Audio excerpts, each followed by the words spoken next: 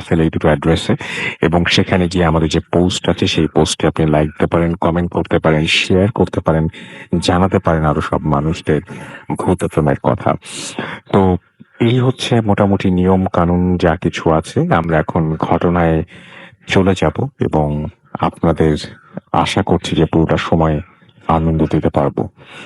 তো প্রথম যে ঘটনাটি সেটা একটা ইমেইল, এবং ইমেইলটা আমি পড়ছি যেভাবে লিখে পাঠিয়েছেন ঠিক সেভাবে।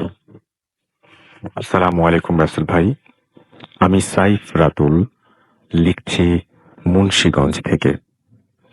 1 মাস আগে আমার এক আত্মীয়ের কাছে শোনা একটি ঘটনা আজ শেয়ার করতে যাচ্ছি। আত্মীয়টি গত মাসে আমাদের এখানে বেড়াতে এলে ভূত প্রেতের প্রসঙ্গে এক পর্যায়ে তিনি তার দাদার সাথে ঘটা একটি ঘটনা আমাকে বলেন।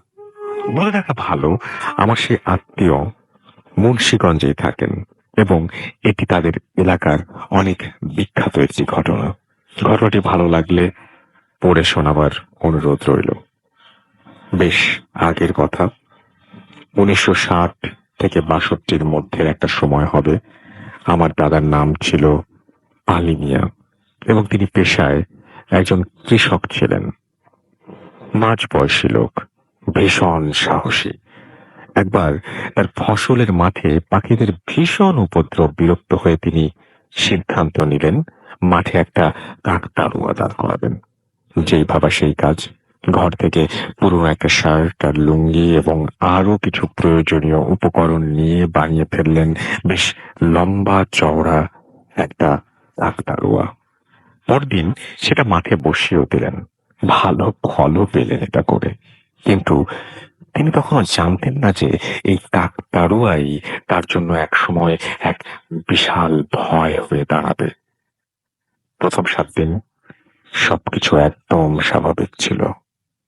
ঘটনা ঘটল 8ম দিন রাতে। তিনি এমনিতে প্রতিদিন ভোরে মাঠে গেলেও ওই দিন ফজরের আগেই ঘর থেকে উঠে মাঠের উদ্দেশ্যে বেরিয়ে পড়েন। মাঠে সেচ কাজের জন্য নালা কাটা সহ আরো অনেক কাজ ছিল সেদিন, তাই আগে ভাগে কাজে নেমে পড়তে হবে। তিনি এরকম জলদি বেরিয়ে পড়েছিলেন এই কারণেই। গভীর রাতে সেই গ্রাম্য পথ পাড়ি দিয়ে তিনি এক সময় তার মাঠে পৌঁছালেন। আকাশে তখনও চাঁদ ছিল এবং যে চাঁদের আলোয় প্রায় পুরো মাঠটাকেই ঝকঝকে পরিষ্কার দেখা যাচ্ছিল। হঠাৎ মাঠের একদিকে চোখ পড়তেই তিনি খুব অদ্ভুত কিছু একটা খেয়াল করলেন। তিনি দেখতে পেলেন বেশ দূরে তার মাঠের প্রায় শেষ প্রান্তে কেউ একজন দৌড়াচ্ছে। চোট্টর ভেবে তিনি রাস্তায় ঢাল পেয়ে জলদি তার জমিতে নামলেন এবং কিছুটা সামনের দিকে এগিয়ে গিয়ে ভালো মতো ব্যাপারটা খেয়াল করার চেষ্টা করলেন। কিন্তু কিছুক্ষণ তাকিয়ে থাকার পর তিনি বুঝতে পারলেন ওই লোকটা একটা নির্দিষ্ট জায়গার ভেতরেই গোল হয়ে দৌড়াচ্ছে এবং লোকটা বেশ লম্বা। সামনে গিয়ে ব্যাপারটা কি হচ্ছে দেখার চেষ্টা করলেন।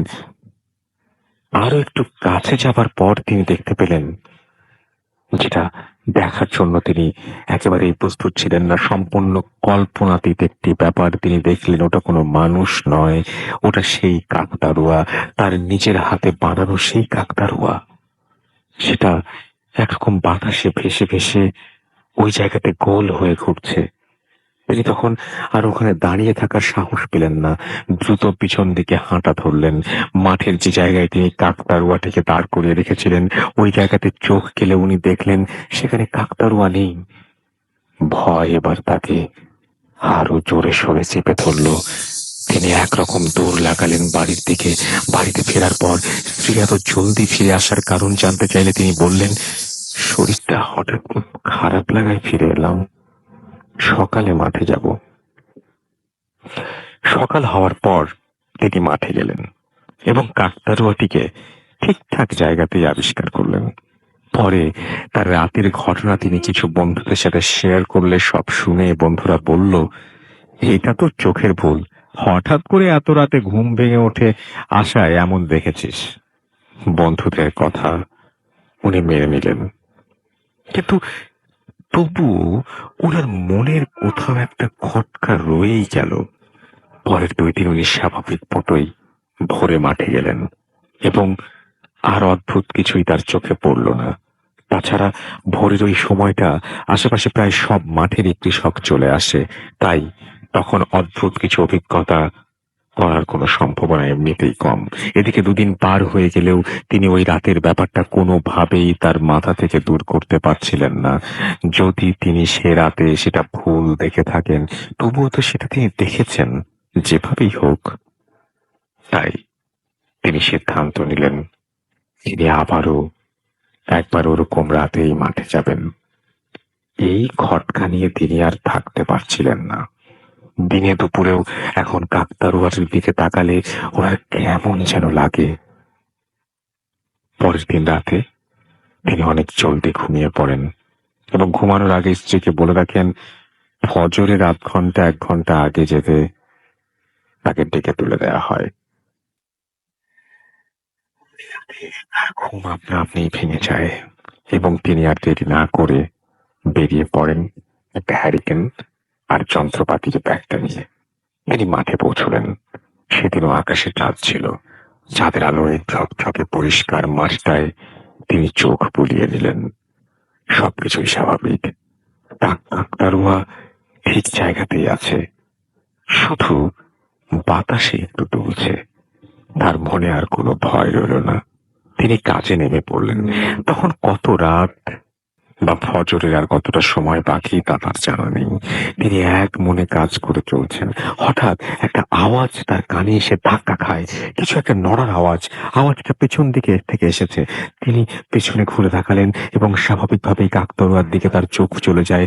অস্বাভাবিক কিছুই তিনি খুঁজে পেলেন না। ভাবলেন শুনেছেন অথবা ইঁদুরের আওয়াজ হবে হয়তো। তিনি আবার কাজে মনোযোগ দিলেন এবং ঠিক তখনই আবার সেই শব্দ। কিছু একটা যেন নড়ে উঠল। পেছনে ঘুরে তিনি আবারও কাকতাড়ুয়ার দিকে তাকালেন। এবার তিনি দেখলেন কাকতাড়ুয়া একটু অন্যদিকে ঘুরে আছে, বাতাসেই ঘুরে আছে, এমনটা বোঝালেন তিনি নিজেকে। কিন্তু তিনি খুব ভালো করে জানতেন যে এই হালকা বাতাসে এত শক্তভাবে বাঁধা কাকতাড়ুয়া ঘুরে যাবার কথাই না। তবুও এই সান্ত্বনাটুকু আঁকড়ে ধরে তিনি ওই সময়টা পার করে দিতে চাচ্ছিলেন। সামনে ঘুরে তিনি আবারও তার কাজে মনোযোগ দিতে চেষ্টা করলেন, কিন্তু না, মন তার আর মাঠে টিকছে না। ভাবলেন বাসায় চলে যাবেন, আর ঠিক তখনই সেই শব্দটা আবার ফিরে এলো। আর সেই শব্দ চলল বেশ কিছুক্ষণ ধরে, এবং যখন শব্দটা চলছিল তখন উনি ওনার সামনের দিকের মাটিতে চাঁদের আলোয় দেখতে পেলেন যে কাকতাড়ুয়ার ছায়াটা আস্তে আস্তে বেশ বড় আকার ধারণ করছে। যেন যেন সেটা তার কাছে আসছে। ওরা বুকের ভেতর কেমন যেন কামড় দিয়ে উঠল। নিজেকে বলে ভুল দেখছি, আমি আমি ভুল দেখছি। কিন্তু না, তিনি স্পষ্ট তার পেছনে কারো এই মাত্র এসে দাঁড়ানোর অনুভূতি পেলেন। মনের সব শক্তি সঞ্চার করে তিনি পেছনের দিকে ঘুরলেন, আর যা দেখলেন এর পেছনে কোনো যুক্তি খাটে না। তিনি দেখলেন তার এক হাতের কম দূরত্বে পেছনে ঘুরে দাঁড়িয়ে আছে সেই নিজ হাতে বানানো কাকতাড়ুয়া। ভয়ে একেবারে পুরোপুরি ক্রাশ করে ফেললো তাকে। তার মনে হতে লাগলো এই বুঝি তার কলিজাটা গলা দিয়ে বেরিয়ে আসবে। কোন রকমে তিনি উঠে দাঁড়িয়ে দৌড়াতে শুরু করলেন। কোন দিকে দৌড়াচ্ছেন তিনি জানেন না, কতক্ষণ দৌড়াচ্ছেন তা ওনার খেয়াল নেই। শুধু খেয়াল আছে জ্ঞান হারানোর আগে তার কানে ফজরের আজান ভেসে এসেছিল। জ্ঞান ফেরার পর তিনি নিজেকে নিজের বিছানায় আবিষ্কার করলেন। তার আশেপাশে অনেকগুলো পরিচিত মুখ, তার বন্ধুরা, তার পরিবারের সদস্যরা, তার কয়েকজন প্রতিবেশী, সবাই কি হয়েছে জানতে চাইলেন। তিনি রাতের ঘটনার আদ্যপান্ত করলেন। পরে তখনই তাকে নিয়ে কয়েকজন তার মাঠে যায়। সেখানে গিয়ে তারা কাকতাড়ুয়াটিকে ঠিকঠাক জায়গাতেই দেখতে পায়।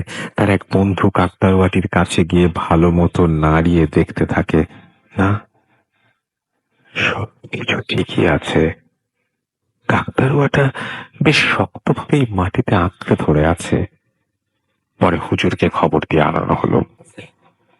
সবকিছু শোনার পর হুজুর ভালো করে কাকতাড়ুয়াটিকে পর্যবেক্ষণ করলেন এবং আলী মিয়াকে জিজ্ঞেস করলেন, এই শার্ট আর লুঙ্গি কোত্থেকে নিয়েছেন? উত্তরে আলী মিয়া বললেন, সব ঘর থেকেই নেয়া, শুধু শার্টটা কয়েক মাস আগে বন্যার পানি নেমে যাওয়ার সময় ওই জায়গায় মাটিতে আধপোতা অবস্থায় পেয়েছি। কথাগুলো বলতে বলতে আলী মিয়ার শার্টটা খুঁজে পাওয়ার জায়গাটা আঙুল দিয়ে সবাইকে দেখাচ্ছিলেন। এটা সেই জায়গা যেখানে সেই রাতে কাকতাড়ুয়াটিকে গোল করে ভেসে থাকতে দেখেছিলেন। তখন হুজুর বললেন, হয়তো এই শার্ট কোনো মৃতদেহের গায়ে ছিল, অথবা কোনো মৃত মানুষের সাথে এই শার্ট কোনোভাবে সম্পর্কিত, যার কারণে এসব ঘটছে। এটা বলে হুজুর কাকতাড়ুয়াটিকে পুড়িয়ে ফেলার পরামর্শ দিলেন এবং সেদিনই কোনো এক সময় কাকতাড়ুয়াটিকে পুড়িয়ে ফেলা হলো। এরপর সবকিছুই একদম স্বাভাবিক হয়ে গেল। তিনি আগের মতো মাঠের কাজ করতে থাকলেন এবং এই ঘটনার কথা প্রায় ভুলেই গেলেন। এভাবে মাস কেটে গেল। হঠাৎ একদিন রাতে তিনি টয়লেটে যাওয়ার জন্য ঘর থেকে বের হতে গিয়ে দেখেন সেই কাকতাড়ুয়া তার বাড়ির উঠোনের মাঝখানে দাঁড়িয়ে আছে। এটা দেখে তিনি জলদি ঘরের দরজা বন্ধ করে দেন। দরজা লাগানোর আওয়াজে তার স্ত্রী জেগেও গেলে তিনি তার স্ত্রীকে বললেন, বাইরে কাকতাড়ুয়া। এটা শুনে তার স্ত্রী জানালা দিয়ে বাইরে উঠানের দিকে তাকায়, কিন্তু কিছুই দেখা যায় না। একসময় আলী মিয়া প্রায় রোজ রাতেই সেই কাকতাড়ুয়াটিকে দেখতে থাকেন এবং তার বাড়ির উঠোনে বা ঘরের জানালার পাশে দেখেন যে সেই কাকতাড়ুয়াটি দাঁড়িয়ে আছে, কিন্তু তার স্ত্রী এমন কিছুই কখনো দেখেননি। আস্তে আস্তে এই ব্যাপারটা গ্রামে জানাজানি হয়ে যায়। একসময় দিন দুপুরেও কাজে মাঝে তিনি কাকতাড়ুয়াটিকে দেখেন তার মাঠের মাঝখানে এখানে ওখানে দাঁড়িয়ে আছে। যখনই তিনি এরকমটা দেখতেন তখনই সঙ্গে সঙ্গে চিৎকার করে আশেপাশের কৃষকদের বলতেন, দেখো দেখো ওইখানে দাঁড়িয়ে আছে, তোমরা কি দেখতে পাচ্ছ? কিন্তু বিবাদে আর কেউই এরকম দেখতো না। তারা তাকে শান্ত করে বাড়ি দিয়ে যেত। একটা সময় সবাই ধরেই নিলেন আলী মিয়া পাগল হয়ে গেছে। কবিরাজ, ঝাড়ফুঁক, কোনো কিছুতেই কিছু হচ্ছিল না, বরং ব্যাপারটা আরো বেড়েই চলল। তিনি ঘরে বা বাইরে কোথাও একা থাকতে পারতেন না। তার মনে হতো তিনি একা হলেই কাকতাড়ুয়া তাকে মেরে ফেলবে। যদিও তিনি কাকতাড়ুয়াটিকে কখনোই তার ঘরের ভেতরে দেখেননি। এভাবেই চলতে থাকে অনেক বছর এবং এক সময় তিনি পুরোপুরি উন্মাদে পরিণত হন। চাষবাসের কাজও বাদ দিয়ে দেন। তিনি সারাদিনই বিড়বিড় করে কাটান।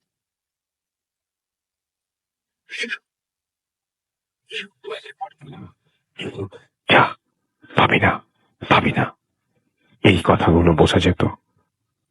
কৃষক আলী মিয়া এরপরও অনেক বছর জীবিত ছিলেন, কিন্তু তিনি কখনো আর সুস্থ হতে পারেননি। তিনি তার মৃত্যুর দিন সন্ধ্যায়ও সেই কাকতাড়ুয়াটিকে জানালার বাইরে দাঁড়িয়ে থাকতে দেখেছিলেন।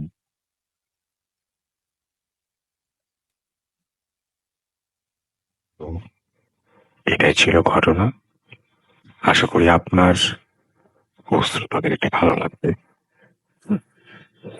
ঘটনাটা কতটা অনুভব করতে পেরেছেন বা বুঝতে পেরেছেন সেটা পরের ব্যাপার, কিন্তু আমার কাছে সবচেয়ে বেশি অবাক লেগেছে যে নিরাপদ রাখার জন্য জমিকে যে কাকতাড়ুয়াটিকে স্থাপন করা হয়েছিল, কাকতাড়ুয়া দেখতে কিন্তু খুব সুবিধার না। আপনারা যারা দেখেছেন তারা জানেন যে মানে এটা রাতের বেলায় দেখলে কেউ যদি না জানেন যে এখানে কাকতাড়ুয়া আছে, এমনিতেই যে কেউ ভয় পেয়ে যাবে।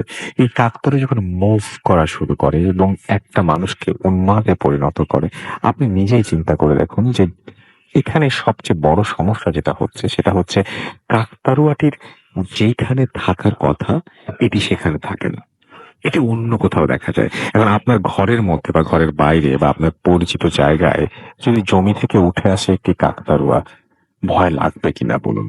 আর সেটি যদি হয় রাত, তাহলে কেমন লাগবে? আপনার যদি মনে হয় কাকতাড়ুয়ার মতো একটা জিনিস আপনাকে সবসময় তাড়া করে বেড়াচ্ছে, তাহলে কেমন হয়? এই যে আমরা শুনি যে আমরা নানা রকম এই যে পুতুল দিয়ে অনেক কিছু করে, কাকতাড়ুয়া তো অনেকটা ওই রকমই কিছু একটা না?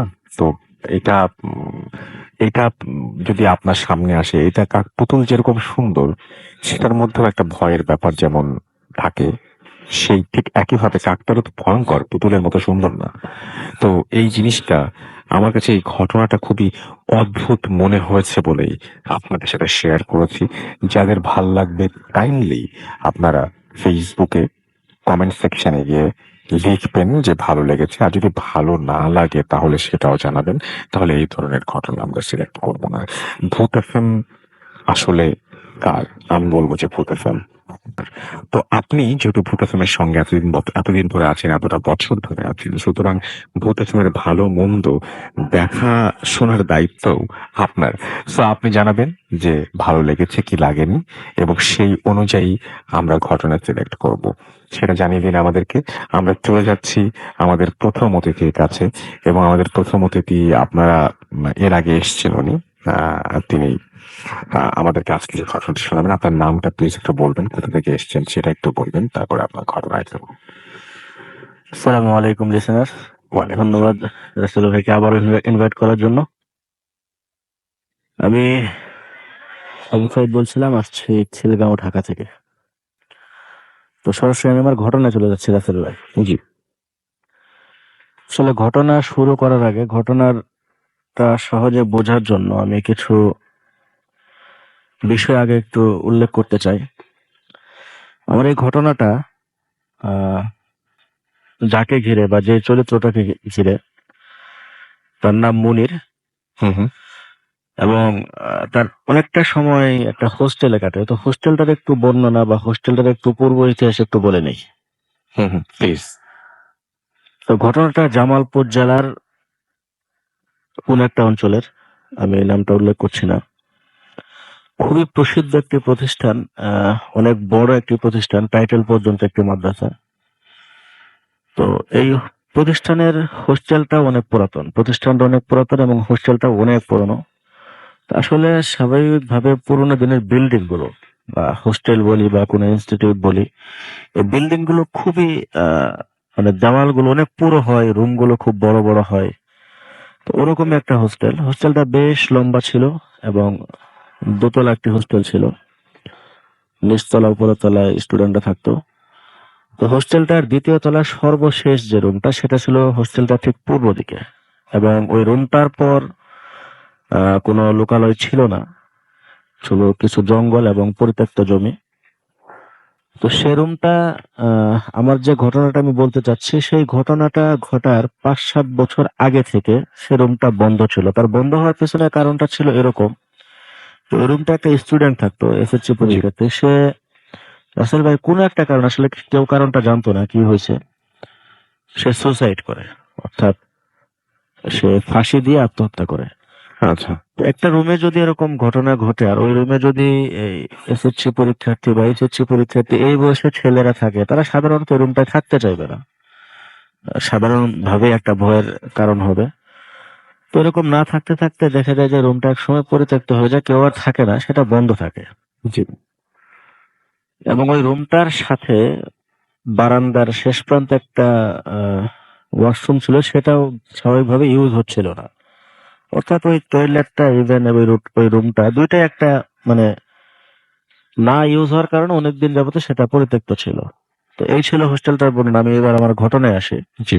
আমি যে চরিত্রটার নাম বললাম, মুনির, তো তার খুব, মানে তার ভূমিষ্ঠ হওয়ার পর থেকে বেসিক্যালি ঘটনাটা শুরু।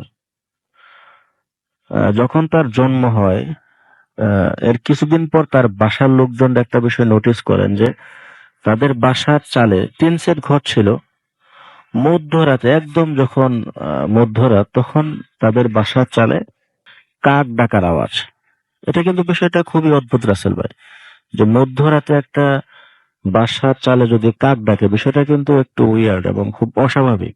মানে এটা ডাকতেই পারে, কিন্তু ডাকলে কেমন যেন কেমন লাগে আর যেন কি। লাগে না, আসলে মাঝরাতে কাক ডাকাটা একটু অদ্ভুত, আচ্ছা। খুবই কম শোনা যায়। আর যদি এরকম বাসার চালে ডাকে আর আপনি তার নিচে শুয়ে আছেন, বিষয়টা কেমন লাগবে? সেটাই। আর বিষয়টা এমন ছিল যেটা কন্টিনিউসলি হতে ছিল, এবং পাশাপাশি কোনো ঘরের চালে, টিনের চালে যদি কোনো কবুতর বা ওই টাইপের কোনো পাখি যদি হাঁটা চলা করে, যেমন একটা খচ খচ খচ খচ আওয়াজ হবে, তেমন একটা আওয়াজ হচ্ছিল। অর্থাৎ কাকটা হাঁটাচলা করতেছে আর ডাকতেছে, এরকম। তো ওই মনিরের বাবা তো মাঝে মাঝে বের হতো এবং টর্চ দিয়ে দেখতো আসলে বিষয়টা কি। উনি যখন ডোর ওপেন করতেন, দরজা খুলে বের হতেন, তখনই কাক ডাকার আওয়াজটা বন্ধ হয়ে যেত এবং তিনি লাইট জ্বালিয়েও কিছু দেখতে পেতেন না। তো বিষয়টা এমন যে ওই ঘরের যারা সদস্য শুধুমাত্র তারাই এই আওয়াজটা শুনতে পাচ্ছিলেন, আশপাশে কেউ এটা নোটিস করে নাই, কেউ জানে না। এভাবে চলতে থাকে। যখন মনিরের বয়স 3 মাস, তখন একদিন সন্ধ্যার পর তার মা তাকে বিছানায় রেখে উনি একটু বাইরে যান। আহ, উনি যখন বাড়ি থেকে ফিরেন, কয়েক মিনিটের মধ্যে উনি ফিরেন, দেখেন তার বাচ্চাটাকে ঘিরে একটা কালো শেপ, একটা মহিলার মতো, চুল দিয়ে পুরোটা বডি ঢাকা, ঘিরে শুয়ে আছে। অর্থাৎ বাচ্চাটাকে সে বুকে নিয়ে ঘুমিয়ে আছে, এমন একটা জিনিস। ওকে। উল্টো দিকে, মানে তার পিঠটা ছিল, মানে উল্টো দিকে মহিলাটা শোয়া ছিল। তো উনি এটা দেখে একটু ঘাবড়ে যান এবং তিনি ডাক দেন যে কে। যখন এই শেপটা, কালো শেপটা চুলে আবৃত, যখন পিছন দিকে তাকান, উনি দেখেন যে ঝলসানো একটা চেহারা, অর্থাৎ আগুনে ঝলসে গেলে যে একটা ভয়ঙ্কর চেহারা হয় মানুষের, ওরকম পুরো একটা চেহারা, খুবই কুৎসিত। উনি এটা দেখে চিৎকার দিয়ে জাস্ট সেন্সলেস হয়ে যান। পরে ওনার যখন জ্ঞান ফিরে, দেখেন যে ওনার আশপাশের লোকজন সবাই পাশে বসে আছে, যে কি হয়েছে, হঠাৎ করে তুমি এমন জ্ঞান হারিয়ে ফেললা চিৎকার দিয়ে, কি হয়েছে ঘটনা। উনি বলেন যে এই বিষয়টা এরকম এরকম, আমি দেখছি যে এরকম একটা কুৎসিত চেহারার একটা মহিলা আমার বাচ্চাটাকে ধরে শুয়ে আছে। তো আসলে নর্মাল ভাবেই আহ গ্রাম দেশে এখন পর্যন্ত একটা বিষয় আছে, যখন বাচ্চা ভূমিষ্ঠ হয়, নতুন বাচ্চাকে ঘিরে কিন্তু মানুষ অনেক অনিরাপত্তাহীনতায়, মানে নিরাপত্তাহীনতায় ভোগে, যে আসলে কি হয়ে যায় বা এরকম একটা ভয় কাজ করে। আর এই জিনিসগুলো খুবই কমন গ্রামে। ছোট বাচ্চাদেরকে ঘিরে জিন ভূত এদের প্রবেশ হওয়া। তো ওনারা আসলে আর বিষয়টা নর্মালি নেন না, যে রাত্রে বাসার চালে কাক ডাকা, পাশাপাশি আজকের এই ঘটনা। তো ওনারা কবিরাজে শরণাপন্ন হন। পরে তাবিজ টাবিজ দেওয়া হয়, বাড়িটাকে বন্ধ করে দেওয়া হয়। তো এরপর যা কিছু দেখা যায় না, এভাবে চলতে থাকে।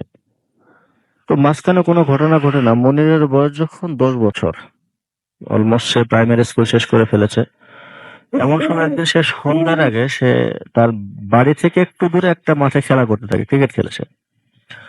তো মাঠটা ছিল গোরস্থান কেন্দ্রিক, পুরাতন একটা কবরস্থান, পাশে একটা মাঠ। একটা সময় হয় যে খেলতে খেলতে বলটা হঠাৎ গোরস্থানে চলে যায়। তো মনির বলটা আনতে যায়, গোরস্থানে বলটা সে নিয়ে আসতে যায়। অলরেডি মাগরিবের আজান দিবে, এমন একটা পরিবেশ।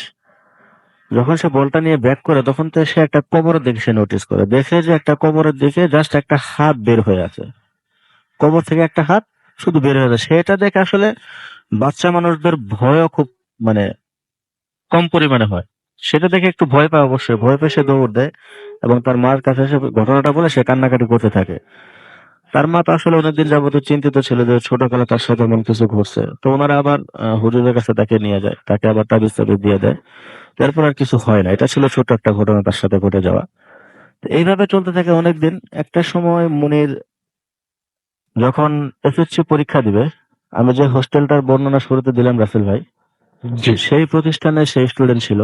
তার মাদ্রাসা কর্তৃপক্ষ তার বাবা মাকে জানায় যে তার পরীক্ষার আগে 2 মাস সে বাসা থেকে পড়তে পারবে না, তাকে হোস্টেলে থাকতে হবে। আসলে এটা কিন্তু খুব নর্মাল বিষয় যে পরীক্ষার আগে বাচ্চাদের একটা কেয়ার নেওয়ার জন্য কিন্তু রাসেল ভাই ছেলেদেরকে হোস্টেলে রাখা হয়, যাতে সবসময় টিচারদের নজরদারিতে তারা ভালো পড়াশোনা করতে পারে। তো সেই কারণে তাকে বাসা থেকে, মানে হোস্টেলে ট্রান্সফার হওয়ার জন্য বলে দেওয়া হয়। সে হোস্টেলে চলে যায়। যে হোস্টেলটার কথা বললাম, যে একটা রুম অলরেডি বন্ধ, একটা সুসাইডের ঘটনাকে কেন্দ্র করে, ওই ওই হোস্টেলে সে থাকে। 1 মাস পর এরকম শীতকালের সময়, ডিসেম্বরের শেষের দিকে, তার হোস্টেলটা 4-5 দিনের জন্য বন্ধ হয়, ছুটি হয়। তো হোস্টেল সুপার যিনি ছিলেন এবং কেয়ারটেকার, তারা বলে দেন যে তোমরা সবাই বাড়ি থেকে ঘুরে আসো, 4 দিন পর তোমরা আসবে, 5 দিন পর তোমরা চলে আসবে। তো সবাই চলে যায়।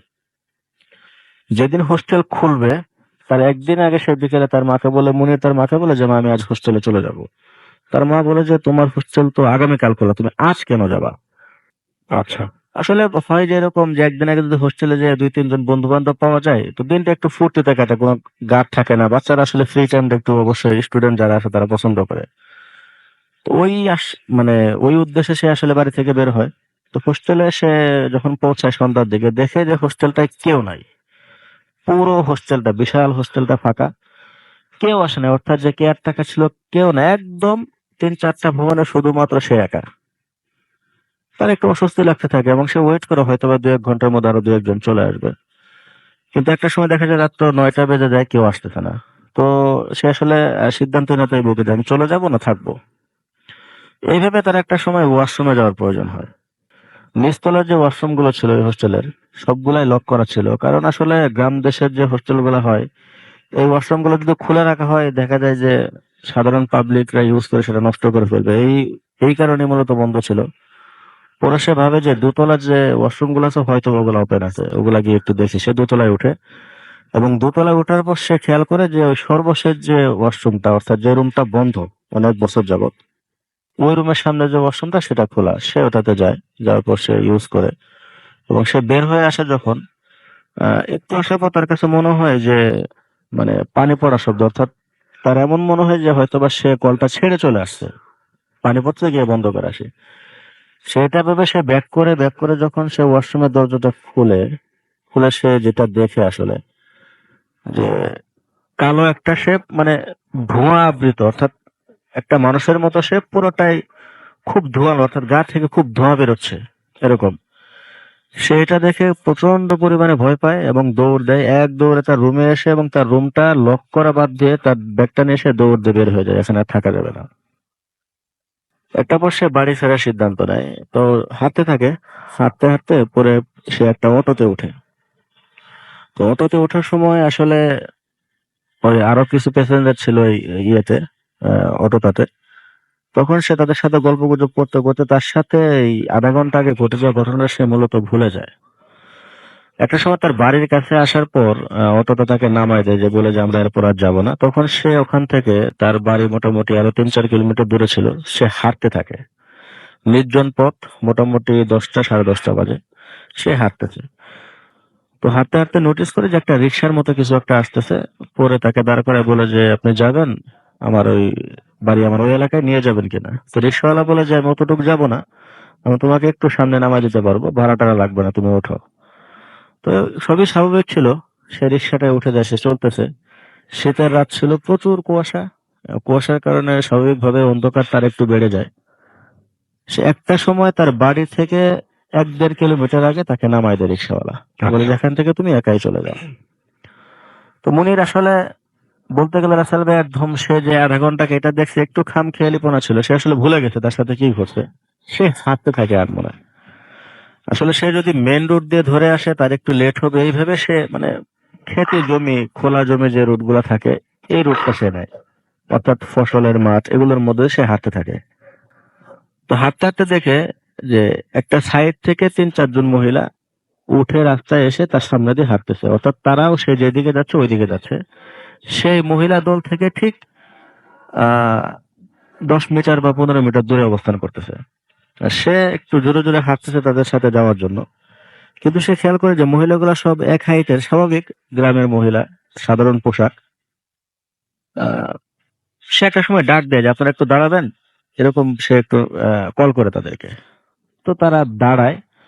2 জন মহিলা একই সাথে দাঁড়ায় থাকে, শুধু মাঝখানের জন তার দিকে টার্ন করার পর সে যেটা দেখে, মোটামুটি তখন সে কাছাকাছি চলে আসছে, যে এলোমেলো চুল এবং মুখগুলো একদম পোড়ানো, অর্থাৎ স্বাভাবিক না, পুড়ে পুরা মুখটা ঝলসে গেছে।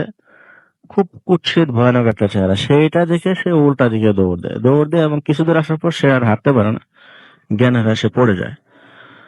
পরে তাকে উদ্ধার করা হয় সকালবেলায় একটা গোরস্থানের কাছে, তাকে উদ্ধার করে, যে গোরস্থানটার কথা বললাম পূর্বে, যে একজন ঘাস কাটতে আসে গরুর জন্য, ওই একটা এরকম একটা গ্রামের লোক তাকে উদ্ধার করে।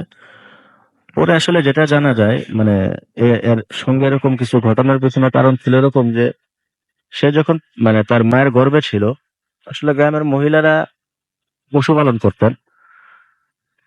তার মা একটা গাভী পুষতেন। এই গাভীটার জন্য মাঝে মাঝে তিনি ওই গোরস্থান থেকে ঘাস সংগ্রহ করতেন। যে হয় না যে পুরাতন গোরস্থানে থেকে ঘাসগুলো একটু বেশি হয়, তো ওখান থেকে ঘাস সংগ্রহ করতেন এবং ঠিক ওই জায়গা থেকে খুব খারাপ একটা জিনিস তার পিছনে আর কি। তো তাবিজ টাবিজ থাকার কারণে তাকে হয়তো ওরকম ক্ষতি করতে পারে না, কিন্তু তার সাথে এই ছোট ছোট ঘটনাগুলো ঘটে যায়। তো এই ছিল রাসেল ভাই আমার ঘটনা। ধন্যবাদ আপনাকে আপনার ঘটনার জন্য। আমরা একটা ছোট্ট বিরতি যেতে যাব এবং বিরতির পরে আবারও ফিরে আসবো। তার আগে জানাই আমাদের, যদি আপনারা ইমেইল করতে চান অর্থাৎ আপনাদের ঘটনা পাঠাতে চান, তাহলে আমাদের ইমেল অ্যাড্রেস হচ্ছে bhfm@radiofurti.fm, which is BHWTFM@radiofurt.fm। তার নাম, ঠিকানা এবং ফোন নাম্বার সহ আপনার জীবনে ঘটে যাওয়া বা আপনার জানা সেরা ঘটনা লিখে পাঠিয়ে দিলে আমাদের কাছে। ঘটনার শুরুতে অবশ্যই উল্লেখ করুন যে ঘটনাটা আপনি স্টুডিওতে এসে শেয়ার করতে চান নাকি আপনি চান আপনার ঘটনা আমরা পড়ে শোনাই। আর যারা দেশের বাইরে রয়েছেন তারা সরাসরি অডিও ক্লিপ পাঠাতে পারেন বা লিখেও পাঠাতে পারেন আমাদের ঘটনাটি। আমাদের দুটো ফেসবুক পেজ রয়েছে যেখান থেকে আমি কিছুক্ষণের মধ্যে কমেন্ট পড়বো। একটি হচ্ছে www.facebook.com/bhutfm.russell এবং আরেকটি হচ্ছে www.facebook.com/radio.furti। এই দুটো অ্যাড্রেসে গিয়ে আপনি আমাদের আজকে পোস্টটি দেখতে পারেন, লাইক দিতে পারেন, কমেন্ট করতে পারেন। কমেন্ট যেটা করবেন সেটা অবশ্যই যেন এরকম হয় যে আপনি কেমন লাগছে আপনার আজকের এপিসোডটি, কোন ঘটনাটি ভালো লাগছে, কোন ঘটনাটি ভালো লাগছে না, কোন ঘটনাটি বেশি ভালো লেগেছে, কোন ধরনের ঘটনা চান, এই সমস্ত কিছু লিখে পাঠাবেন আশা করি। আমরা চলে যাচ্ছি ছোট্ট একটা বিরতিতে, ফিরে আসছি একটু পরেই। সেই পর্যন্ত আমাদের সঙ্গেই থাকুন। স্টে টিউন টু রেডিও ফুর্তি এফএম অ্যান্ড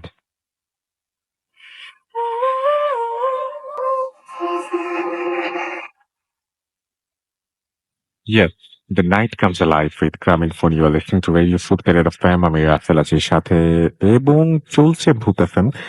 আর সেই সাথে আমি যেটা করব এখন সেটা হচ্ছে যে আমি সরাসরি আহ কিছু মেসেজ পড়বো, কমেন্ট পড়বো আপনাদের। এবং আমি দেখতে পাচ্ছি যে আমাদেরকে অনেকেই লিখছেন এবং আমাদেরকে লিখছেন সামিয়া সালসাবিল এবং তার কালকে এইচএসসি জেএসসি রেজাল্ট দিলে তিনি সেটা নিয়ে অনেক ভয়ে আছেন। ওকে, আপনার উইশ অল দ্য বেস্ট। আশা করছি যে অনেক ভালো একটা কিছুই হবে আপনার সাথে। অনামিকা রয় আমাদের সাথে আছেন এবং তিনি লিখছেন যে শুক্রবার মানেই শুক্রবার 11:59 মানেই কানে হেডফোন নিয়ে ভালোবাসা আর ভালো লাগার শো ভূত এফএম শোনা। প্রতি এপিসোডের মতো আজও সাথে আছি পুরোটা সময়। Thank you very much. আমাদের সাথে মেঘলা আছেন, লিখেছেন আসসালামু আলাইকুম রাসেল ভাই। ওয়ালাইকুম সালাম। তিনি তার বোন নুসরাত, তার আজকে বার্থডে। নুসরাত জন্মদিনের অনেক অনেক শুভেচ্ছা আপনার জন্য। ইমরান আমাদের সাথে আছেন এবং তিনি লিখেছেন বরিশাল থেকে শুনছেন এবং তিনি ভূত এফএম এর নিয়মিত শ্রোতা, খুব ভয় পেতে চান সেটা তিনি লিখে জানিয়েছেন। আসিফ ফ্রিদি আমাদের সাথে আছেন এবং রুমের লাইট অফ করে ঘড়ির কাঁটার দিকে তাকিয়ে ছিলেন তিনি যে কখন 12টা বাজবে। মেহেরপুর থেকে তিনি শুনছেন আমাদেরকে। MI মুন্না ফ্রাইডে নাইটের সাথে তিনি বলছেন যে আজকের রাতটাই অনেক ভয়ঙ্কর। এমডি রাফাত আলম আমাদের সাথে আছেন এবং ভূত এফএমের একজন নিয়মিত শ্রোতা তিনি এবং 2011 সাল থেকে প্রতিটি এপিসোড শুনছেন। আজকেও এটা শোনার জন্যই তিনি রেডিওতে কান পেতেছেন। রাশেদ আহমেদ লিখেছেন আই লাভ ভূত এফএম। তিনি কুলাউড়া থেকে শুনছেন আমাদেরকে। আমাদের সঙ্গে আছেন দেখতে পাচ্ছি যে প্রান্তি নুসরাত জুই। এছাড়া আমাদের সঙ্গে আছেন দেখতে পাচ্ছি রাফিদুল ইসলাম এবং তিনি বরিশাল জেলা থেকে শুনছেন। দীর্ঘ 5 বছর ভূত এফএমের সাথে আছেন এবং তিনি লিখেছেন যে ইনশাল্লাহ যতদিন ভূত এফএম থাকবে ততদিন থাকবো। থ্যাংক ইউ ভেরি মাচ এত ভালোবাসার জন্য। সোহেব বিশ্বাস আমাদের সঙ্গে আছেন। আমাদের সঙ্গে আছেন RA রায়হান, লিখেছেন আই লাভ ভূত এফএম। আচ্ছা, ওকে, থ্যাংক ইউ সো মাচ। আমাদের সাথে মেহরুর আমাদের সাথে আছেন মাথুরেশ মধু আমাদের সঙ্গে এবং তিনি লাভ ইউ ভূত এফএম অ্যান্ড তিনি রেগুলার লিসনার অনলি, তিনি ভূত এফএম এর শো শোনেন। ওকে, থ্যাংক ইউ। আল আমিন সাকিব আমাদের সঙ্গে আছেন, ঢাকা থেকে তিনি শুনছেন। MD ওয়াহিদুল ইসলাম তিনি শুনছেন মহিগঞ্জ রংপুর থেকে এবং এছাড়া আমাদের সঙ্গে আছেন MD তোফাজ্জল হোসেন সুমন এবং তিনি ভূত এফএমের প্রতি অনেক ভালোবাসা প্রকাশ করেছেন। শামীম আখতার আছেন আমাদের সঙ্গে রাজশাহী থেকে এবং তিনি বলেছেন যে ভূত এফএম অ্যামেজিং এবং স্পেশালি যে যখন উইন্টার আসে তখন ভূত এফএম অনেক স্পেশাল হয়ে যায়। জ্যাক মামুন আমাদের সঙ্গে লিখেছেন আই লাভ ভূত এফএম। আমাদের সঙ্গে আছেন স্বপন ঘোষ, লাভ ইউ ভূত এফএম। আমাদের সঙ্গে আছেন দেখতে পাচ্ছি অয়ন সিদ্দিক এবং তিনি চিটাগাং থেকে শুনছেন, লিখেছেন আই লাভ ভূত এফএম। যাযাবর আবির আমাদের সঙ্গে আছেন, চলছে ভালোবাসার ভূত এফএম রেডিও ফুর্তি এফএম এর সাথে আছি। রাজশাহী থেকে রাজু, আবির, শুনছি তোমাকে। আমাদের সাথে মার্জিনা, মায়েশা, মিষ্টি আছেন। এছাড়া আমাদের সঙ্গে আছেন আরিফ রহমান। 9টা থেকে অপেক্ষা করছিলেন তিনি ভূত এফএম শোনার জন্য। এবং ভূত এফএম মানে প্রচুর মানে চাপে প্রচুর ভয়, মনে চাপে প্রচুর ভয়। রাজশাহী থেকে শুনছেন তিনি, শেষ পর্যন্ত আছেন। নাবিলা চৌধুরী আমাদের সঙ্গে আছেন, ঢাকার মিরপুর থেকে শুনছেন তিনি। আমাদের সঙ্গে আছেন এমডি মুরাদ পিকে। এবং আমাদের সঙ্গে আছেন রাফি রিফাদুল ইসলাম। এছাড়াও ইয়াসিন উৎস আমাদের সঙ্গে আছেন। আমাদের সঙ্গে আছেন নাইম আহমেদ। এছাড়াও এমডি অমিত হাসান আমাদের সঙ্গে আছেন। এবং আজকে ভূত এফএম শুনছি, খুব ভয় পাবো মনে হচ্ছে, দেখা যাক কি হয়। সুমাইয়া স্নিগ্ধা লিখেছেন, আমাদের সঙ্গে আছেন তিনি। এবং আমাদের সঙ্গে তিনি বলছেন যে তিনি আসলে চান যে বাবু ভাই, আফনান ভাই, আলিফ ভাই তারা যেন আসে। আমার তো আপনার ভাই তো গত সপ্তাহে এসেছিলেন, আপনি গত সপ্তাহে শোটা মনে হয় মিস করেছেন সামহাও। প্রতি সপ্তাহে যদি সবাই আসেন তাহলে বাকিরা কবে আসবেন, তাই না? ওনারা যদি আসেন প্রতি সপ্তাহে, বাট তাদেরকে আমরা স্পেশাল এপিসোড যখন হয় বা তাদেরও যখন সময় হয় তখন তাদেরকে আমরা ইনভাইট করি, এবং তারা সবাই ব্যস্ত মানুষ কিন্তু, তাই না? সেটাও বুঝতে হবে। সাব্বির হাসান আমাদের সঙ্গে আছেন। আমাদের সঙ্গে আছেন মাসুম আহমেদ। এবং ফার্স্ট টাইম তিনি ভূত এফএম শুনছেন, ওয়েলকাম টু ভূত এফএম। এবং আশা করছি এখন থেকে রেগুলার আপনাকে পেয়ে যাবো। আহমেদ বায়েজিদ আমাদের সঙ্গে আছেন। আর যে রেজওয়ান ইকবাল আমাদের সঙ্গে আছেন। আমাদের সঙ্গে আছেন এমডি মামুন ইসলাম অপূর্ব, চট্টগ্রাম থেকে বায়েজিদ বোস্তামি থেকে তিনি শুনছেন। আমাদের আছেন সৌরভ তালুকদার। এছাড়াও আছেন পিন্টু বাবু নড়াইল থেকে। আমাদের সঙ্গে ফরহাদ ইলাহি রংপুর থেকে শুনছেন। নুসরাত বিথি আমাদের সঙ্গে আছেন, ভূত এফএম শুনছেন তিনি নোয়াখালী থেকে। এমডি অনিক হুসাইন আমাদের সঙ্গে আছেন। আমাদের সঙ্গে আছেন মারজিয়া জাহান, এবং তিনি শুনছেন আমাদেরকে। আমাদের সঙ্গে আছেন এমডি আরাফাত। এছাড়াও মিষ্টি পাখি আমাদের সঙ্গে আছেন। আমাদের সঙ্গে আছেন ইমরান খান ইমরান। এছাড়াও ভাস্কর আচার্য আমাদের সঙ্গে আছেন। এবং আমাদের সঙ্গে তিনি মিস করেন না ভূত এফএম, সেটা তিনি জানিয়েছেন। তিনি শুনছেন আগরতলা, ত্রিপুরা, ইন্ডিয়া থেকে। এবং তিনি আমাদের অ্যাপের মাধ্যমে ভূত এফএম শোনেন। থ্যাংক ইউ সো মাচ আমাদের সঙ্গে থাকার জন্য, এবং আশা করছি যে পুরোটা সময় আমাদের সঙ্গে থাকবেন। আমাদের সঙ্গে আছেন দেখতে পাচ্ছি শিহাব সাথী। আমাদের সঙ্গে আছেন এমডি গোলাম কিবরিয়া। এছাড়াও আছেন আমাদের সঙ্গে দেখতে পাচ্ছি, এই যে তিনি শুনছেন ফার্স্ট টাইম ময়মনসিং থেকে, গোলাম কিবরিয়া, ওয়েলকাম টু ভূত এফএম। আমাদের সঙ্গে আছেন দেখতে পাচ্ছি উজ্জ্বল বিডি, এবং নোবেল ভাই নারায়ণগঞ্জ চৌধুরী বাড়ির করতোয়া থেকে তিনি শুনছেন। এবং তিনি এমডি মুলতান মোল্লা আমাদের সঙ্গে আছেন। আমাদের সঙ্গে আছেন আরো অনেকেই। থ্যাংক ইউ ভেরি মাচ যারা আমাদের সঙ্গে আছেন এবং পুরোটা সময় আমাদের সঙ্গে থাকবেন। আমরা চলে যাব আমাদের দ্বিতীয় অতিথির কাছে, শুনে আসবো তার প্রথম ঘটনা। আপনার নামটা প্লিজ একটু বলবেন, কোথা থেকে এসেছেন সেটা বলবেন, তারপরে আপনার ঘটনায় যাব। সালামু আসসালাম, সালাম listeners। আমি আকিব মোহাম্মদ তাজমহল থেকে এসেছি। জি। আমার ঘটনাটি কলকাতাতে ঘটা। জি। স্টাডি করার কারণে কলকাতাতে গিয়েছিলাম। আমি সঙ্গত কারণে আমি ইনস্টিটিউটের নামটা বলতেছি না আচ্ছা। এবং জায়গার নামটা বলছি না। আমি যে হোস্টেলে উঠেছিলাম সেই হোস্টেলটা ছিল এই হাওড়া এলাকার ভিতরে, আচ্ছা। একটু নির্জন জায়গায়। তো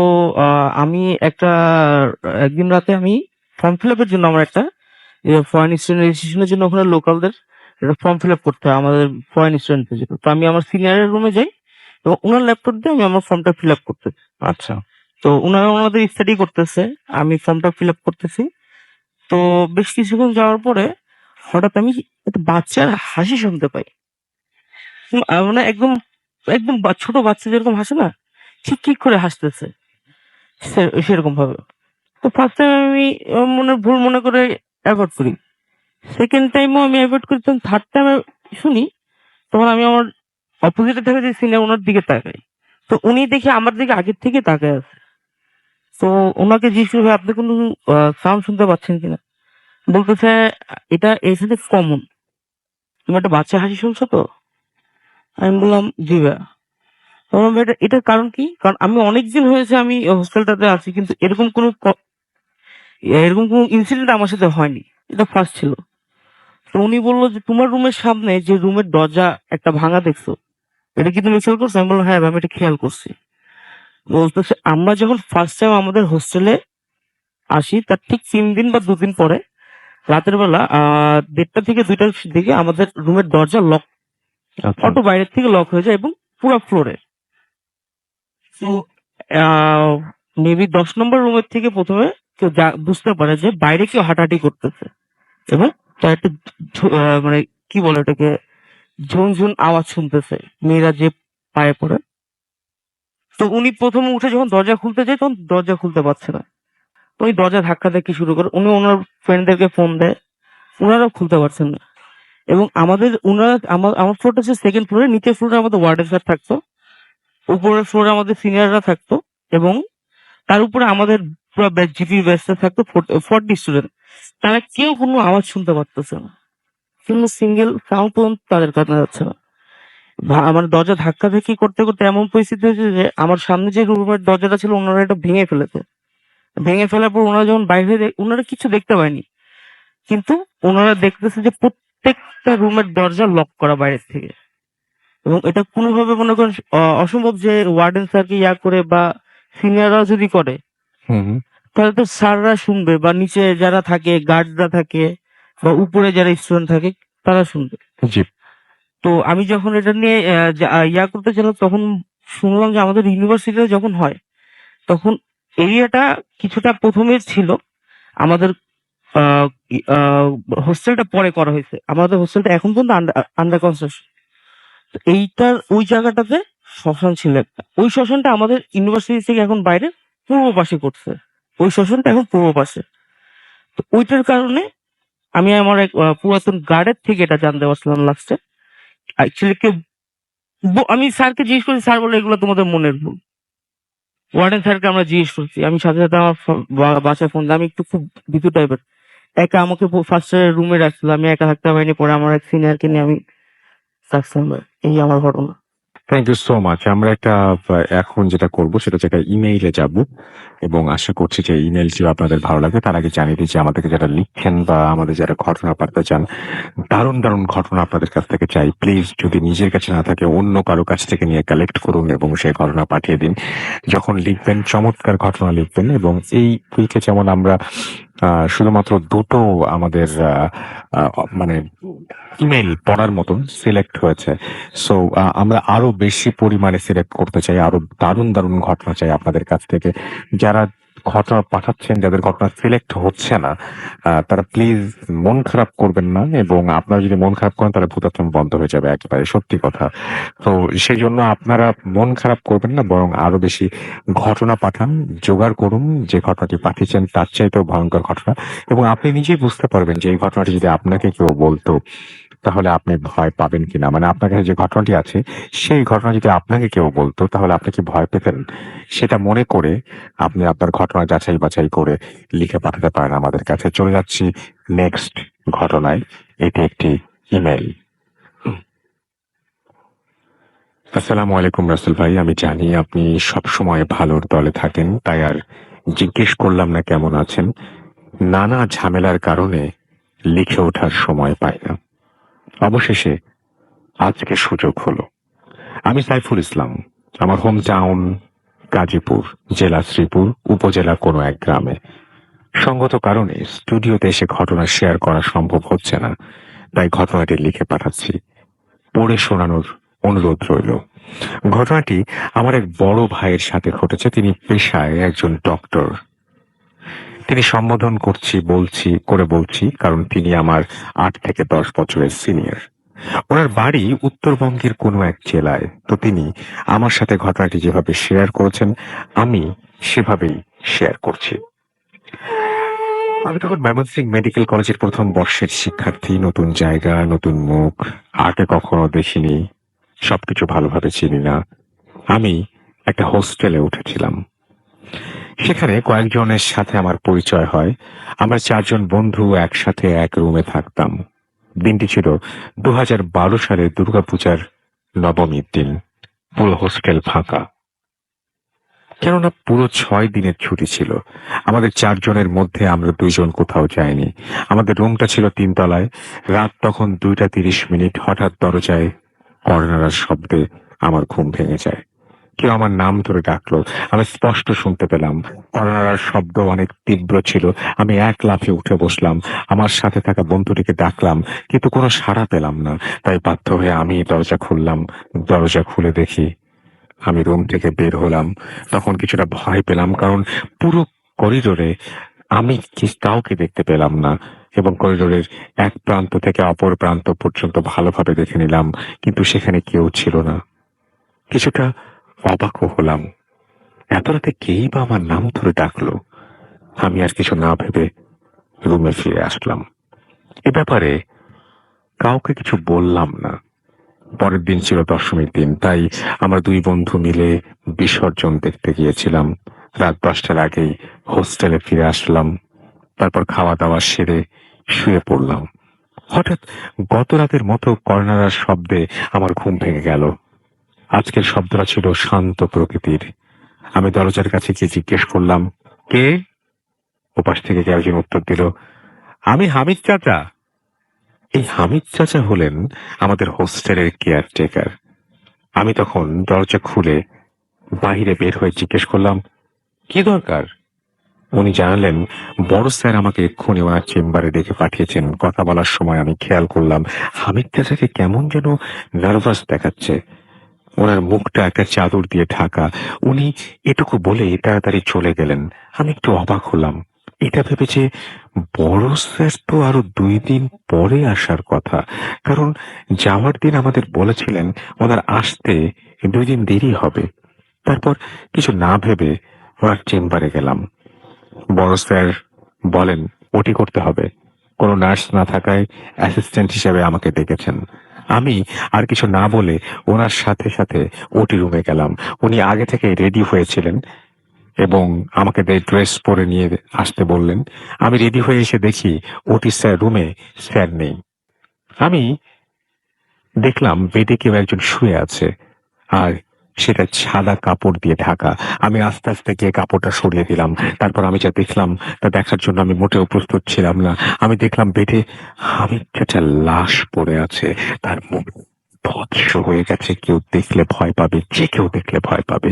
এই দৃশ্য দেখে ভয়ে আমার শরীর ঘামতে শুরু করে। আমি তাড়াতাড়ি ওটি রুম থেকে বের হওয়ার জন্য দরজা খুলতে গিয়ে দেখি দরজা খুলছে না। আমি আরো ভয় পেলাম। আমি বোঝাতে পারছিলাম না আমার সাথে কি হচ্ছে। ঘামে আমার শরীরের অধিকাংশ ভিজে গেছে।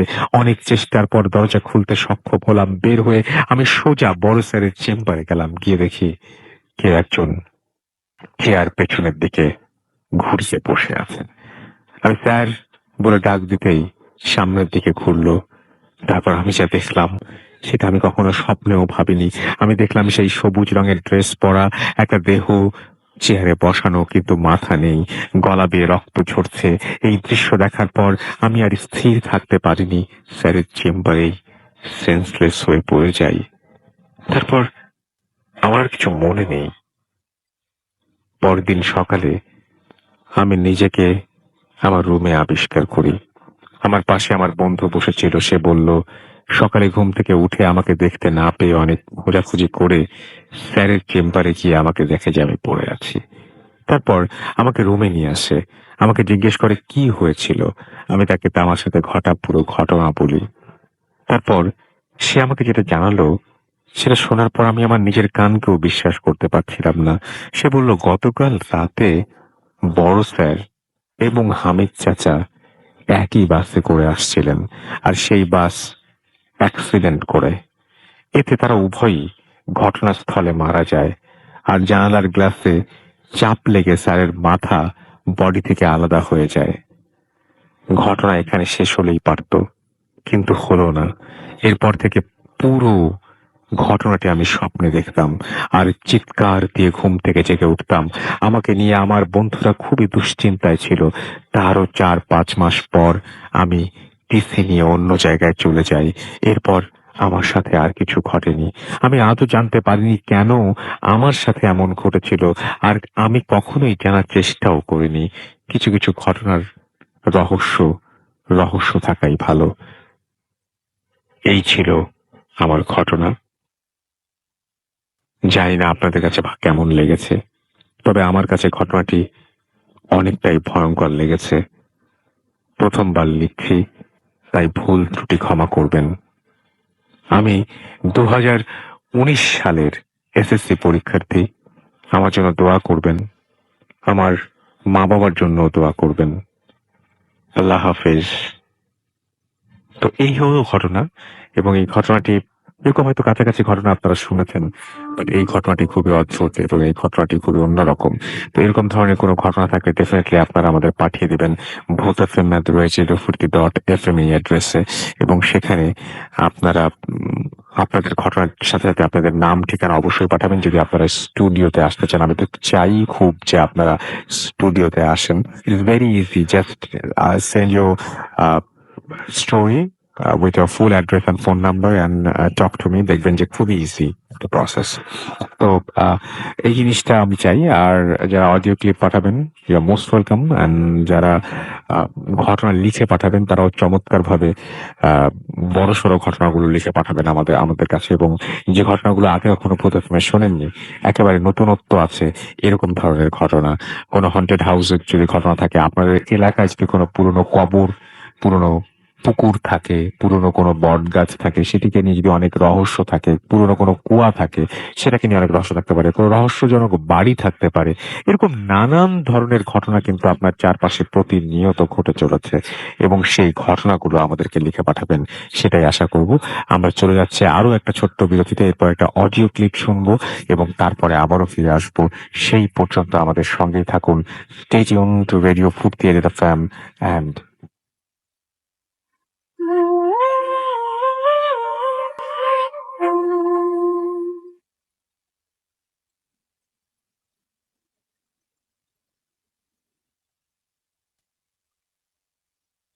সালাম আলাইকুম রাসেল ভাই। তো কেমন আছেন জিজ্ঞেস করলাম না, কারণ জানি আপনি সবসময় ভালো দলে, এই জন্য জিজ্ঞেস করলাম না। আমি সবসময় ভালো থাকার চেষ্টা করি। আমি প্রথমে আমার পরিচয় দিয়ে নেই। আমার নাম ফারবিত আসকিম। আমি marine engineer. So as a merchant navy officer, আমি শিপে জব করি। আপনি জানেন সবসময় আমাদের শিপ বাইরে বাইরে ডিপ সিতে থাকে, এক দেশ থেকে আরেক দেশে। সো এই জন্য আমাদের আউট অফ নেটওয়ার্কে অনেক সময় থাকতে হয়। আমার হোম টাউন নওগাঁতে। তো আমার সাথে আমি শিপ রিলেটেড অনেক কয়েকটা ঘটনাই আমার কাছে আছে। আজকে দিব কালকে দিব বলে সময় হয়ে ওঠে না, কারণ জানেনই যে আমাদের লাইফটা, আমাদের job is a different job than any other job. তো আজকে একটু সময় পাইলাম, তো আমি এখন চায়না থেকে সাউথ আফ্রিকা যাচ্ছি।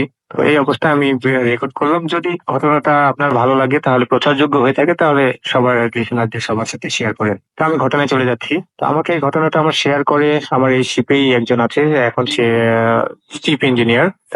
His name is Wang Libing. সে চাইনিজ, সে একজন চাইনিজ ন্যাশনালিটি। তো ও আমার সাথে ঘটনাটা শেয়ার করে যে ইট ওয়াজ অ্যাবাউট 10 or 12 এবং মোর দ্যান এরকম হবে। ওয়ান তখন খুবই জুনিয়র অফিসার, ফোর্থ ইঞ্জিনিয়ার। আমিও ফোর্থ ইঞ্জিনিয়ার এখন এই শিপে। তো ওয়ান আমাকে বলে যে ফোর্থ ইঞ্জিনিয়ার হওয়ার সময় তার জীবনে একটা ঘটনা ঘটছিল। তার শিপ রিলেটেড আরো কিছু ঘটনা পড়তে ঘটনা তার ওয়ান আমার সাথে শেয়ার করে। তো আমি আজকে একটা ঘটনা শেয়ার করছি। তো প্রথমে আমি বলে রাখি যে শিপে আমাদের মেম্বার যারা থাকে, তাদের শিপ ওনার বা কোম্পানি কখনোই 100% চেঞ্জ করে না। কখনো 80% বা 70% চেঞ্জ করে, আবার বাকি 20-30% যেটা থাকে তার কয়েক মাস পর আবার চেঞ্জ করে। তো ওয়াং এর যেদিন জয়েন ডেট ছিল, সেদিন তার পার্সোনাল কারণের জন্য সে আসতে পারে না। তার 1-2 দিন পরে সে এসে জয়েন করে। তো সে যেদিনই জয়েন করে সেদিনই শিপ পোর্ট থেকে রান করে, মানে মূলত ওয়াং এর জন্য একটু ওয়েট করছিল, তাকে নিয়েই শিপ রান করে চলে যায়। তো ওয়াং যেহেতু শিপ রান করে আর শিপ যখন চলে, তখন অনেক কাজ থাকে ইঞ্জিনিয়ারদের, অনেক ব্যস্ততার মধ্যে থাকতে হয়। হি ওয়াজ এ ফোর্থ ইঞ্জিনিয়ার, সো জুনিয়র। তো তার অনেক কাজ থাকে। তো নর্মালি শিপে কোন দেশে কি আসছে বা কারা কারা আছে, সে এইসব কিছু নিয়ে এত ভাবে না। তো তার ওয়ার্ক নিয়ে সে ব্যস্ত হয়ে পড়ে। তো একটা জিনিস বলি, সেটা হচ্ছে আমাদের শিপের ডিউটি দুই ভাবে করা হয়, একটা দিনের বেলা, একটা রাতের বেলা। তো দিনে 4 ঘন্টা, রাতে 4 ঘন্টা। তো ওয়াং এর ওই সময় ডিউটি ছিল দিনে 12টা থেকে 4টা, আবার রাত 12টা থেকে ভোর 4টা। তো দিনের বেলা অ্যাজ ইউজুয়াল তার সাথে তেমন কিছুই হয় নাই, ওয়াং যেটা আমাকে বলে। আবার রাতের বেলা রাত 12টা থেকে যখন ডিউটি করে 2-1 দিন যাওয়ার পর, তো ওয়াং একটু হি ওয়াজ চেইন স্মোকার, সে স্মোক করবে। আর ইঞ্জিন রুমে স্মোক করা কখনোই পসিবল না, এটা ফুললি রেস্ট্রিক্টেড, এটা করা যাবে না। আমাদের স্মোকিং রুম থাকে, স্মোকিং রুমে যে স্মোক করা যায়, বাট ওয়াং স্মোকিং রুমটা অনেক উপরের দিকে থাকে। তো ওয়াং চিন্তা করলো যে আমি এতবার উপরে যে আবার স্মোক করার দরকার নেই, আমি শিপের পিছনের দিকে যাই। তো শিপের পিছনে আফতে যেয়ে আমি শিপের পিছনে আফ বলা হয়, তো শিপের পিছনে যেয়ে আমি স্মোক করি। তো আমাদের ইঞ্জিন রুমটা পুরোটাই পানির নিচে থাকে। আমরা ইঞ্জিন রুমে যারা কাজ করি তারা পুরোটাই পানির নিচে কাজ করি। তো ওয়াং যে শিপে কাজ করছিল সেই শিপের নামটা আমি বলছি না, কারণ সেই শিপটা এখনো অ্যাক্টিভ এবং অনেকে এখনো জব করছে সেই শিপে। তো আমি নামটা বলছি না, বাট যদি কোনো মেরিন ইঞ্জিনিয়ার আমার এই ঘটনা শোনে তাহলে হয়তো তারা কোন শিপের কথা বলছি সেই শিপ সম্পর্কে হয়তো জানতে পারবে বা বুঝতে পারবে যে কোন শিপের কথা বলছি। এনিওয়ে, তো ওয়ান স্মোক করার জন্য এর পিছনের দিকে যাবে। আর তার শিপটা ছিল মাদার ভেসেল, অনেক বড়। তো নিচ থেকে ইঞ্জিন রুম থেকে পেছনের দিকে উঠতে গেলেও অ্যাবাউট 6-7 তলার মতো বা 5-6 তলার মতো উপরে দিকে উঠতে হয়। সে পিছনের দিকে যায়, পিছনের দিকে স্মোক করে আর পিছনের দিকে ডার্ক। তার মানে শিপে যখন আমাদের শিপ রান করে, সেল করে বা ডিপ সিতে থাকে, তখন শিপের বাহিরের কোনো লাইট জ্বলে না, পুরো শিপ ডার্ক, লাইট সব অফ। বাট ভেতরে আমরা যারা থাকি উপরের দিকে রুমে আমাদের লাইট জ্বলে, আমরা ইউজ করি, এতে কোনো প্রবলেম না। But, আমাদের রুমের লাইট গুলো বাইরে যায় না, কারণ লাইট যদি বাইরে থাকে তাহলে উপরে ব্রিজ থেকে বা যেখান থেকে শিপ চালানো হয় সেখান থেকে সামনে পিছনে দেখা যাবে না, এই জন্য শিপের পুরোটা লাইট অফ থাকে। তো এটা হচ্ছে হরেবল একটা মানে একটা সিচুয়েশন মানে দাঁড়ায় যদি আপনারা কেউ ওখানে দাঁড়ায় থাকেন বা দেখেন। তো অন্ধকার রাতে খুবই খুবই ডার্ক দেখা যায়। তো ওখানে অন্ধকারের ভিতরে স্মোক করছে পেছনের দিকে। তখন সে লক্ষ্য করলো যে তার পাশে একটু দূরে পিছনের দিকে অনেক জায়গা থাকে, কেউ একজন দাঁড়ায় আছে। তো সে ওখানে একটু চিন্তিত হয়ে পড়লো, একটু ভয় পেলো যে এই রাতে অ্যাবাউট মিড নাইট, তো এখানে কি এসে দাঁড়ায় থাকবে। সে ভাবে যে হয়তো শিপের মেম্বারশিপ হতে পারে, আবার হয়তো অবৈধভাবে কোনো মানুষ শিপে আসছে এক দেশ থেকে আরেক দেশে যাওয়ার জন্য।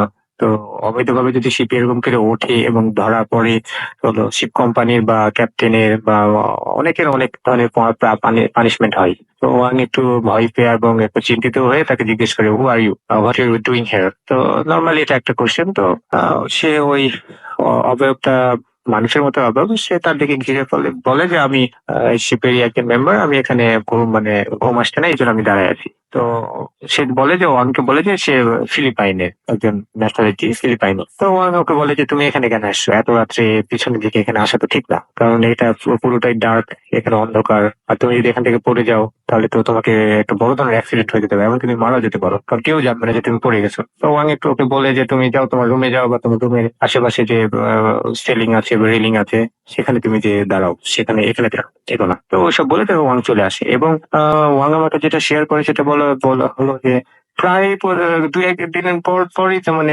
একদিন ওই ঘটনার পর থেকে প্রায় প্রতিদিনই সে ওই লোকটাকে দেখতে পাইতো, ফিলিপাইনোটাকে দেখতে পাইতো, এবং তার সাথে গল্প করতে করতে তার ভিতরে একটা অ্যাট্রাকশন কাজ করে, মানে একটা সে অভ্যস্ত হয়ে পড়ে।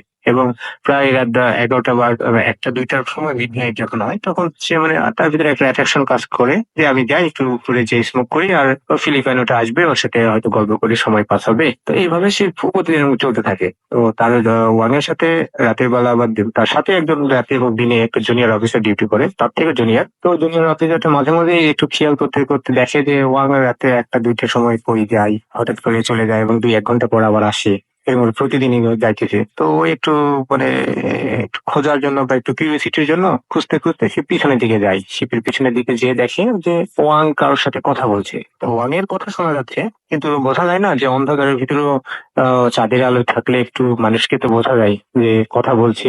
কারোর সাথে কথা বললে মাথা নাড়ানো বা হাত নাড়ানো, একটু বডি মুভমেন্ট, এটা হয়। বাট একা একা কথা বললে বা গান গাইলে এরকম কখনোই হয় না। তো সে বুঝতে পারে যে ওয়াং কারোর সাথে কথা বলছে। তো ওইসব ও আর কিছু বলে না, সেটা দেখে চলে আসে এবং ওয়াংকে যখন নিতে আসে তখন জিজ্ঞেস করে যে তুমি কার সাথে কথা বলছিলে বা কি করছিলে। তো ওয়াং বলে যে আমি একজন ফিলিপাইনের সাথে কথা বলছিলাম, ওর ঘুম আসে না, তো প্রতিদিন আসে, মাঝে মাঝে আমরা দুইজনে একটু আড্ডা টাড্ডা দিই, এই আর কি। তো ওয়াং এর জুনিয়রটা আর কিছু বলে না, জাস্ট শুধু ওয়াংকে বলে যে তুমি ওখানে আর যেও না, রাতের বেলা তো ওখানে যাওয়ার দরকার নাই, তুমি এখানে থাকো। পরের দিন সে ওই ওয়াং এর কথাটা চিফ ইঞ্জিনিয়ারকে জিজ্ঞেস বলে এবং ক্যাপ্টেনকে বলে। তো চিফ ইঞ্জিনিয়ার ওই সময় ওয়াং এর চিফ ইঞ্জিনিয়ার এসে তাকে জিজ্ঞেস করে যে কি অবস্থা, কি হয়েছে। তো ওয়াং সবকিছু ঘটনাগুলো শেয়ার করে খুলে বলে। তো চিফ ইঞ্জিনিয়ার বলে যে তোমার ওখানে আর যাওয়ার দরকার নাই, তুমি রাতের বেলা কেন ওখানে যাও, রাতের বেলা ওখানে যাওয়ার দরকার নাই, তুমি তোমার ডিউটি তুমি করো, বাইরে রাতের বেলা বের হওয়ার দরকার নেই। তো এইসব করার পর তো ওয়াং বলে যে রাতে বাইরে গেলে তো সমস্যা নাই। তো এটা ফিলিপাইনো আমি তার সাথে গল্প করি। তো চিফ ইঞ্জিনিয়ার বলে যে আমাদের শিপে কোনো ফিলিপাইনো নাই। আমাদের এখানে কোনো ফিলিপাইনো নাই। তো তুমি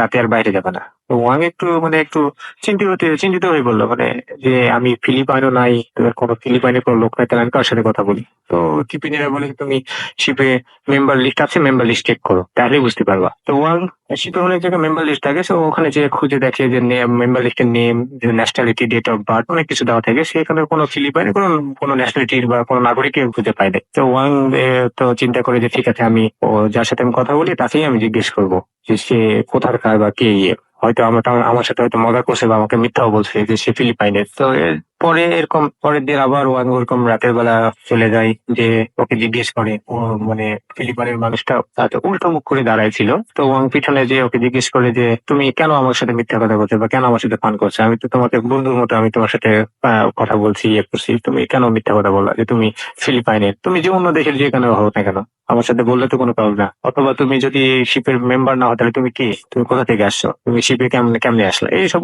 ও প্রশ্ন করতে শুরু করে যখন করে, তখন ওই অবয়বটা ওয়াং এর দিকে ঘুরে মানে একটু মানে ভয়ার্থ ভাবে বলে যে লিভ মি অ্যালোন।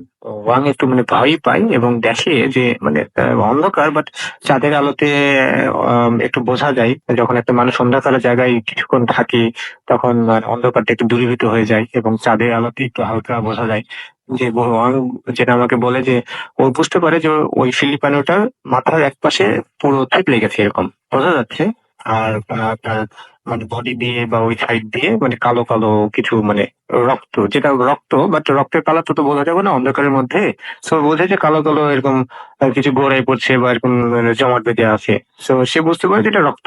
তখন ওই দিকে ওই সব দেখার পরে মানে ওই জায়গায় যদি যে কোনো মানুষই থাকবে ওই পরিবেশে খুবই ভয় পাবে এবং ওয়াং খুবই ভয় পায় এবং ওই অবস্থা থেকে দৌড়ে শিপে ইঞ্জিন রুমের দিকে চলে যায়।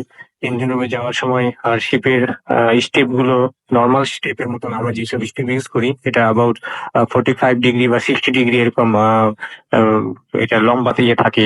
তো ওই স্টেপ গুলোতে থাকে নামার সময় ওয়াং কোনোভাবে পা পিছলে পড়ে যায়, বা এটা টাঙ্গুলের কারণে এবং সে ব্ল্যাক আউট হয়ে যায়।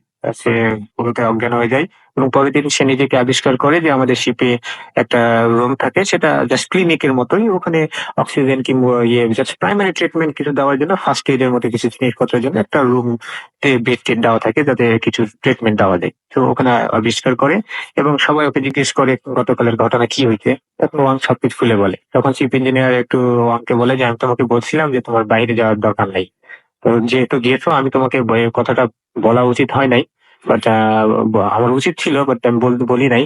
সো ঘটনাটা তুমি শোনো। সেটা হচ্ছে শিপে আসার আগে আমাদের সবাইকেই বলা হয়েছে, বাট তুমি যে জানো না এটা আমি জানতাম না। বাট সেটা হচ্ছে এই শিপে একটা বড় অ্যাক্সিডেন্ট হয়েছিল, এখানে একজন ফিলিপাইনো মারা গেছিল। তো শিপে কার্গো হোল্ড থাকে, মানে যেখানে আমরা মালপত্র নেই, সেটা কার্গো হোল্ডটা অনেক বড় বড়। শিপে মাদার ভেসেলে 10-12টা 15-12টা 14টার মতো কার্গো হোল্ড থাকে। আর কার্গো হোল্ডটা উপর থেকে নিচের দিকে অনেক হাইট, আবার 10-12 তলার মতো এরকম হাইট। তো ওখান থেকে নর্মালি কেউ যদি পড়ে যায়, ফলিং করে, তো তার মারা যদি নাও যায় সেটা মেজর ইঞ্জুরি হবে।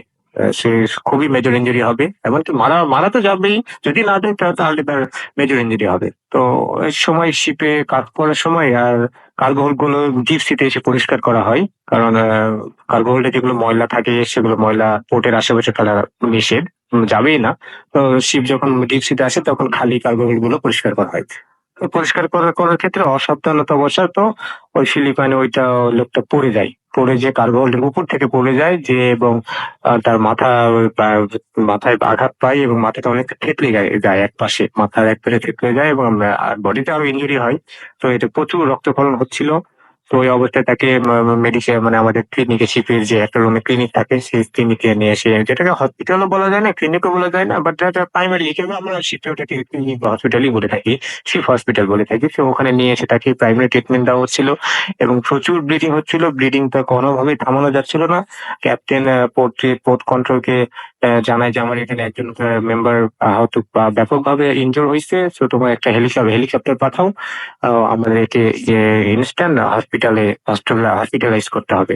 তো পোর্টে তখন ওয়েদারটা খুবই খারাপ ছিল, ফগ মানে কুয়াশ দিয়ে ব্যাপক মানে স্টর্ম বা যেটা বাতাস বা এইসব কারণে ওয়েদারটা খুবই খারাপ ছিল অ্যাকচুয়ালি।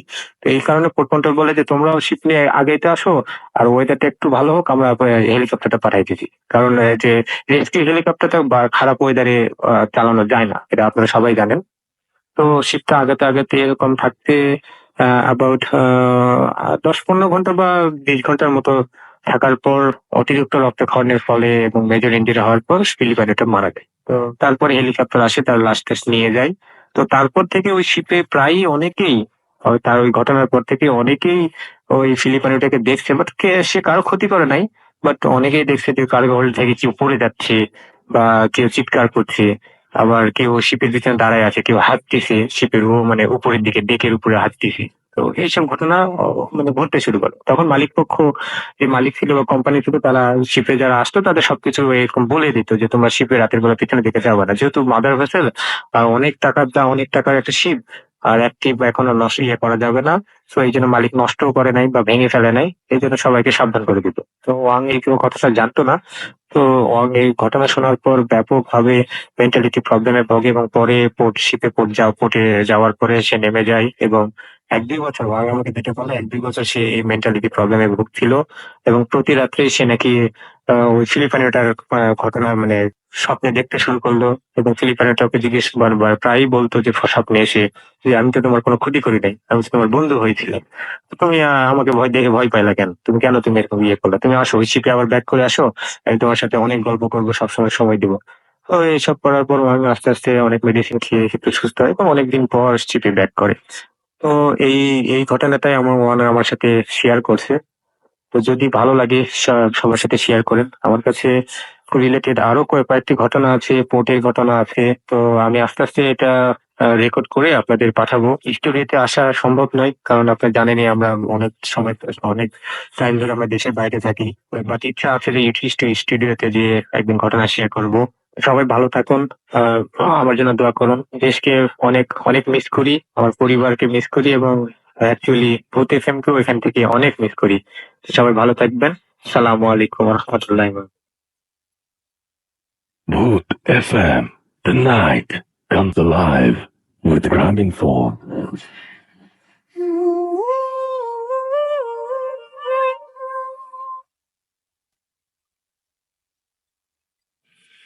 Welcome back.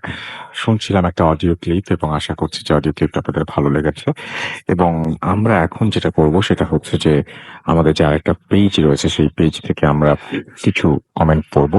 দীপ্তময় শীল আমাদের সাথে আছেন, আমাদের সঙ্গে আছেন সৈকত শিকদার, ফোর্থ স্টোরিটা লাইভ কাজী এমডি সুমন আমাদের সাথে আছেন এবং তিনি শুনছেন আমাদেরকে, লিখেছেন আই লাভ প্রথম কেয়ারফুল হৃদয় আমাদের সঙ্গে আছেন, আমাদের সঙ্গে আছেন শুভ সৌরভ, লিখেছেন অস্থির আমাদের সঙ্গে আছেন। এছাড়াও দেখতে পাচ্ছি সেলিম হোসেন জীবন, এছাড়া আমাদের সঙ্গে তাহসিন আছেন, আমাদের সঙ্গে তাহসিন হোসেন তুষার মোহনগঞ্জ থেকে শুনছেন তিনি। আমাদের সঙ্গে আরো আছেন এই মুহূর্তে মোহাম্মদ সোহেল আহমেদ টুটুল কাপাসিয়া থেকে শুনছেন। লতিফুর জয় আমাদের সঙ্গে আছেন, লিখেছেন খুব ভালো লাগছে। আমাদের সঙ্গে আছেন জেমস দিদার, এছাড়াও আরাফাত ইসলাম ফয়সাল আমাদের সঙ্গে আছেন। আমাদের সঙ্গে আছেন এমডি জুলহাস খান ময়মনসিং থেকে শুনছেন। আমাদের সঙ্গে আছেন আরমান সোয়াদ, এছাড়া আছেন আমাদের সঙ্গে সৌরভ দেবনাথ, এছাড়াও আছেন জিসান হোসেন হতাশা আমাদের সাথে আছেন, তিনি কাতার থেকে শুনছেন ভূত এফএম। এমডি জাহিরুল ইসলাম গাজীপুর থেকে শুনছেন, আমাদের সঙ্গে আছেন তিনি। আমাদের সঙ্গে আছেন মোহাম্মদ ফারাবি রহমান শ্রাবণ আছেন, আমাদের সঙ্গে এমডি আব্দুর রহিম, এছাড়াও সিম্পল বয় মুস্তাকিম আমাদের সঙ্গে আছেন। আমাদের সঙ্গে আছেন আরো অনেকেই, যেমন আজিব বিন শিপন আমাদের সঙ্গে আছেন, লিখেছেন ফ্রাইডেতে ভূত এফএম আসে এবং তিনি ভূতরাম পছন্দ করে সেটা জানিয়েছেন। আশিকুর রহমান বগুড়া থেকে শুনছেন আমাদের সাথে, শীতের ঘটনাটা অনেক ভালো লেগেছে। আমাদের সঙ্গে সৌরভ আছেন, আমাদের সঙ্গে আছেন দেখতে পাচ্ছি মেহেদি হাসান মুন্না ঢাকা থেকে শুনছেন তিনি। পিকলু বিশ্বাস আমাদের সঙ্গে আছেন। ওসমান সাদি আমাদের সঙ্গে আছেন, কাকতারুয়ার ঘটনাটি সবচেয়ে ভালো লেগেছে সেটা তিনি জানিয়েছেন। আমাদের সঙ্গে আছেন এস এ শাহেদ এবং আমাদের সঙ্গে আছেন দেখতে পাচ্ছি আমাদের সঙ্গে আরো অনেক অনেকেই।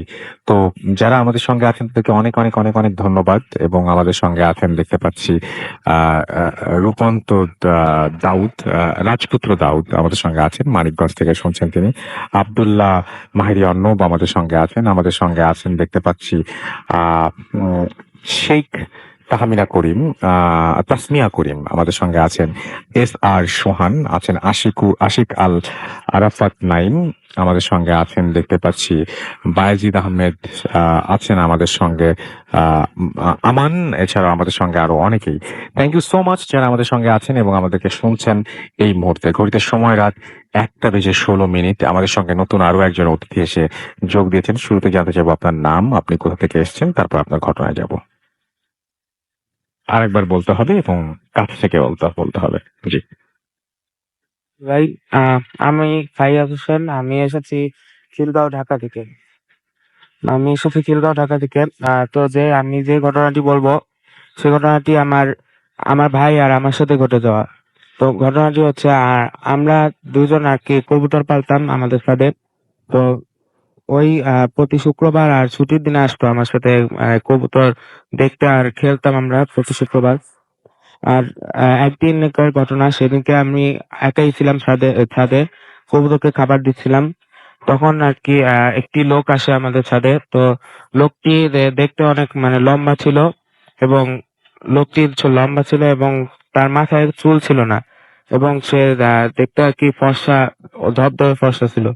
তো লোকটি এসে আমার কাছে বললো যে আমার কাছে কি কোনো বিক্রি করার মতো কবুতর হবে নাকি। আমি বললাম যে না, আমার কাছে যে কবুতর আছে সেই কবুতর আমি পালি, মানে বিক্রি করার মতো না।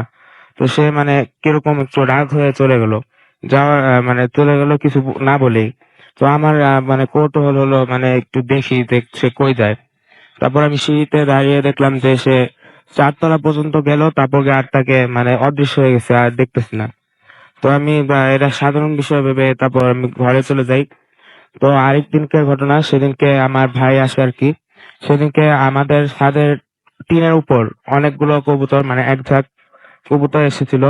তো ওই মানে ধরার ইচ্ছা হলো ওর, মানে আমার ভাই ধরার জন্য খুব কৌতূহল হলো। তো আমি অনেক নিষেধ করলাম যে ধরো না।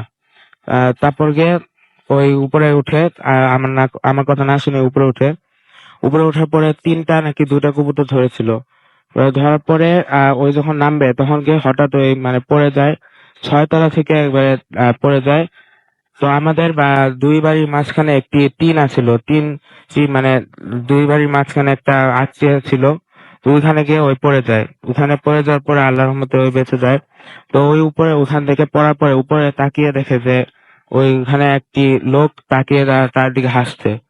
তো সে ভয় পায় আর কি। তারপর ভয় পান, কিছু না বলে চুপচাপ ছিল সে। তো আমরা গিয়ে ওকে ধরে করে নিয়ে আসি, উদ্ধার করে নিয়ে আসি। তো এরপরে অনেকদিন ধরে ওর সাথে কথা হয় না আর দেখা হয় না আর কি। তো একদিন অনেকদিন পর দেখা হয়, সেদিনকে আমি জিজ্ঞেস করলাম যে ওই কিভাবে এরকম পড়ে গেল। তো ওই বললো যে আমি ছাদ থেকে পড়ে গেছিলাম যখন, তখন গিয়ে মনে হলো কে যেন আমাকে ধাক্কা দিছে। আর পড়ে যাওয়ার পরে যখন উপরে তাকালো, সে একটি লোককে দেখলো হাসতে, তো তার দিকে তাকিয়ে হাসতে। সেই লোকটিও বলে আমি যেরকম দেখেছিলাম সেই লোকটি বলে এরকম লম্বা ছিল, আর তার মাথায় কোনো চুল ছিল না আর কি। আর সে ধবধবে ফর্সা ছিল তার রং, গায়ের রং। আর আরেকটি বিষয় হচ্ছে যে ওইখানে আমাদের টিনের উপর একটি খাঁচা ছিল, সেই খাঁচার মধ্যে 2টি কবুতর আটকানো ছিল আর কি। তো আমি জিজ্ঞেস করলাম যে এই 2টি কবুতর কি তুমি আটকেছো? ওই বললো না, আমি আটকাইনি। তাহলে এখানে মানে একটা অদ্ভুত বিষয় হলো যে ওই কিভাবে আমি যে যাকে দেখলাম সে তাকে কে ওই দেখলো, আর ওই কিভাবে আমাদের সাথে তো আমরা দুইজনই ছিলাম, তাহলে কে ওকে ধাক্কা দিল, আর কবুতর দুটিকে কে আটকাইলো? তো এটাই ছিল আমার story. Okay, thank you so much. আমরা চলে যাবো আমাদের প্রথম অতিথির কাছে তার দ্বিতীয় ঘটনাটি শোনার জন্য। আপনার নামটা প্লিজ আরো একবার বলবেন, তারপর আপনার ঘটনায় যাবো। আসসালামু আলাইকুম লিসেনার্স। আমি সাইদ বলছিলাম, খিলগাঁও, ঢাকা থেকে। আমি আমার সেকেন্ড স্টোরিতে চলে যাচ্ছি। আমার এই ঘটনাটা আসলে লাশ পরিবহনকে কেন্দ্র করে। আমাদের অঞ্চলের একজন খুব প্রসিদ্ধ ব্যক্তি ছিলেন, যিনি 90-এর দশকে হসপিটাল থেকে, সদর হসপিটাল থেকে বিভিন্ন অঞ্চলে লাশ পরিবহন করতেন ভ্যান করে। তিনি একজন আসলে পেশায় ভ্যান চালক ছিলেন। তার মূল পেশাটা ছিল হসপিটাল থেকে বিভিন্ন ধরনের লাশ তাদের পরিবারের কাছে পৌঁছে দেওয়ার। এই ছিল তার পেশা। আমি তার নামটা উল্লেখ করতে চাচ্ছি না, লোকটা বেঁচে নেই এখন আর, আমি ছদ্ম নাম বলছি। তার নাম সাজু মিয়া, ধরে নেই। তো এই লোকটা বেসিক্যালি যখন এই লাশ পরিবহন সার্ভিসটা শুরু করে, সে দিনের বেলাতে লাশগুলো রাসেল ভাই বিভিন্ন হসপিটাল থেকে নিয়ে যেত দিনে।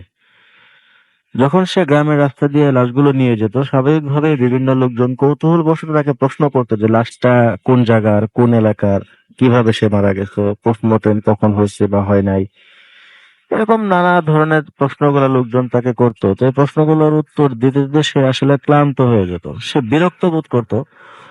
পরে সে সিদ্ধান্ত নেয় যে সে দিনের বেলা লাশ করবে না, নিয়ে যাবে না, সে রাত্রে করে এই সার্ভিসটা দিবে। অর্থাৎ রাত্রে স্বাভাবিকভাবে গ্রামের রাস্তাগুলো একদম শুনশান হয়ে যায়, কেউ থাকে না, সে রাত্রে সময়টা সে বেছে নেয়।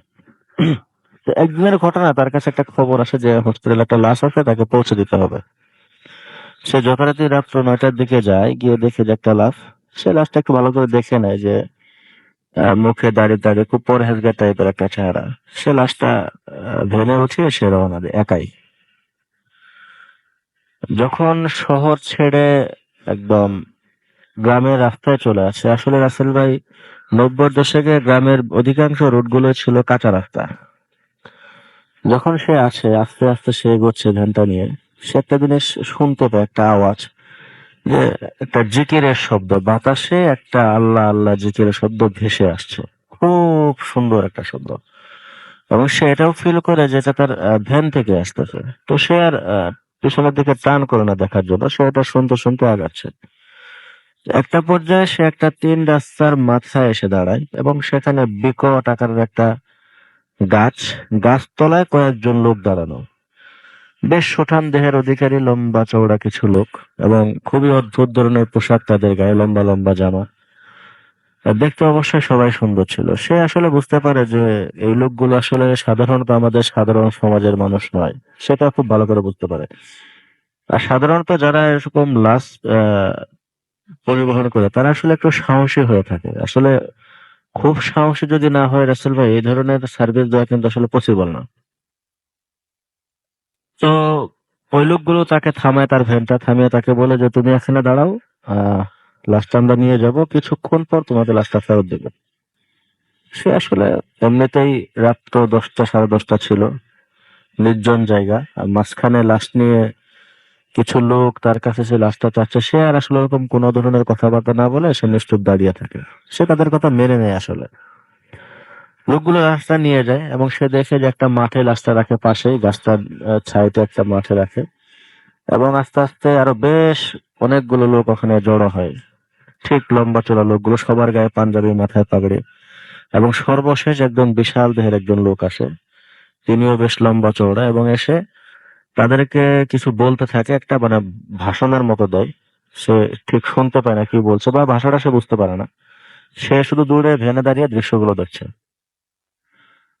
একটা সময় জানাজা শেষ হয়, তারা জানাজা পড়ে এবং দুটো লোক লাশটাকে কোলে করে তার ভেনে দিয়ে যায়, বলে যে যাও। সে নিয়ে এসে লাশটা পৌঁছায় দেয় এবং স্বাভাবিকভাবে সে বাড়ি ফেরত আসে এবং পরদিন সবার সাথে ঘটনাটা শেয়ার করে। পরে সে যেটা জানতে পারে যে লোকটাকে সে ডেলিভারি করছে, লোকটা আসলে খুবই পরহেজগার লোক ছিলেন। এটা ছিল একটা ছোট্ট ঘটনা। তার সাথে তার সাথে সেকেন্ড যে ঘটনাটা ঘটে, সেটা খুবই মর্মান্তিক। এবং আসলে এই ধরনের ঘটনা অনেকবার অনেকের সাথে ঘটে থাকে। তো এই ঘটনা ঘটার মোটামুটি বছর দেড়েক পরে, তো হসপিটাল থেকে তার কাছে খবর আসে যে একটা লাশ, মানে খুন হওয়া একটা লাশ, মার্ডার হওয়া, তো মার্ডার কেস, একটা লাশ তাকে তার বাড়িতে পৌঁছে দিতে হবে। তো সে যথারীতি রাত্রে এই কাজটা যেহেতু করতো, সে সন্ধ্যার পর রওনা দেয় এবং পৌঁছাতে পৌঁছাতে হসপিটালে মোটামুটি 1 ঘন্টা 1.5 ঘন্টা লেগে যায়। এবং সমস্ত ফর্মালিটি কমপ্লিট করে যখন সে রওনা দেয়, তখন রাত্র অলরেডি 9টা, 9:30 বেজে গেছে। তো শহর ছেড়ে সে গ্রামের পথ ধরে, সে যে রাস্তাটা দিয়ে লাশটাকে পৌঁছে দেওয়ার জন্য যাচ্ছিল রাসেল ভাই, সে রাস্তাটা একটু বর্ণনা দেয়। রাস্তাটার একটা প্রান্তে একটা ব্রিজ আছে, ছোট্ট একটা খাল, খালের উপর ছোট্ট একটা ব্রিজ। এবং ওই রোডটা সন্ধ্যার পরে খুবই কম লোকজন চলাচল করে। আসলে ওই ব্রিজটাকে ঘিরে খুব অদ্ভুত অদ্ভুত ঘটনা মানুষের কাছে প্রচলিত। আসলে কেউ কিছু দেখুক বা না দেখুক, মানুষ শুনে শুনে অনেক ভয় পায়। তো এই ভয়ঙ্কর ঘটনাগুলোর জন্য যে ব্রিজটাকে অনেক সময় অনেক কিছু দেখা যায়, কেউ বসে আছে বা কোনো মানে ভয়ঙ্কর ভয়ঙ্কর অনেক লোকজন অনেক কিছু শুনছে, যার কারণে সন্ধ্যার পর কেউ আসলে ওই রোডটা ব্যবহার করে না, সবাই অ্যাভয়েড করে চলে। তো স্বাভাবিকভাবে রোডটা ছিল খুবই জনশূন্য, সে আসতে থাকে। এবং সে একটা বিষয় নোটিশ করে, যখন সে হসপিটাল থেকে লাশটা নিয়ে রওনা দেয় এবং লাশটার পেছন পেছন একটা কুকুর আসে অনেকটা সময় পর্যন্ত, একটা সময় কুকুরটাকে আর দেখা যায় না। সে আসলে বিষয়টা খুব মানে নর্মালি নেই যে কুকুর একটা আসতেই পারে, স্বাভাবিক। তো একটা পর্যায়ে লাশটাকে সে বাড়ি পর্যন্ত পৌঁছায় দেয়। যখন সে ব্যাক করবে, ব্যাক করার পথে তার সাথে সে ঘটনাটা ঘটে। যখন সে ওই ব্রিজটার কাছে পৌঁছায় ব্যাক করার পথে, তো ব্রিজটার এক প্রান্তে দুইটা লোক দাঁড়ানো, গায়ে চৌকিদারদের মতো পোশাক, অর্থাৎ গ্রাম্য দেশে যে সিকিউরিটি হিসেবে রাত্রে কাজ করে যারা, তাদেরকে সাধারণত চৌকিদার বলে। তো ওই টাইপের পোশাক পরা দুটা লোক তাকে দাঁড় করায়, বলে যে আমাদেরকে আহ অমুক জায়গায় নামাই দিও। সে বলে ঠিক আছে ওঠেন। তো দুইজনে উঠে বসে তার ভ্যানে সে চালাচ্ছে। সে ব্রিজটা পার হয়ে চলছিল। কিছুক্ষণ যাওয়ার পর সে মানে পিছনে বসে কেউ কোনো কিছু খাচ্ছে, যে কর্মর মচমচ করে কেউ যদি কিছু খায়, সাউন্ড, এরকম একটা সাউন্ড সে পায়। সে প্রথমত সাউন্ডটাকে নর্মালি নেয় যে ওরা কোনো খাবার দাবার হয়তো বা খাচ্ছে। তো একটা পর্যায়ে সে আসলে দেখতে চায় আসলে বিষয়টা কি, এতক্ষণ যাবত তারা খাচ্ছে। সে যখন টার্ন করে দেখে যে একটা চৌকিদার বসে আছে আর অপরজন শুয়ে আছে, এবং তার দেহ থেকে তার মাথাটা ছিল সম্পূর্ণ আলাদা এবং খুবই রক্তাক্ত ছিল পুরো দেহটা।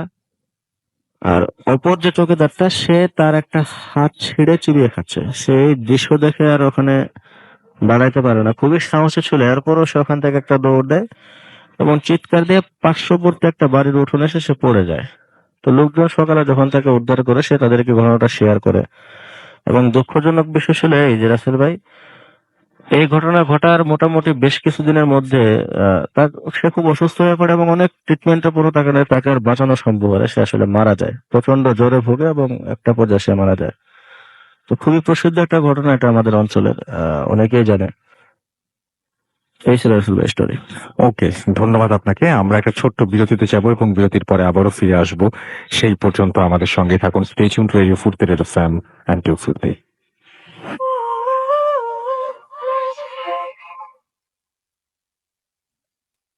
Yeah, the night comes alive with Gramin Phone. You were listening to Radio Futhi Red FM. আমি রাফসার আছির সাথে, আমার সাথে রয়েছেন মাসুম ভাই এবং আজকের অতিথিরা।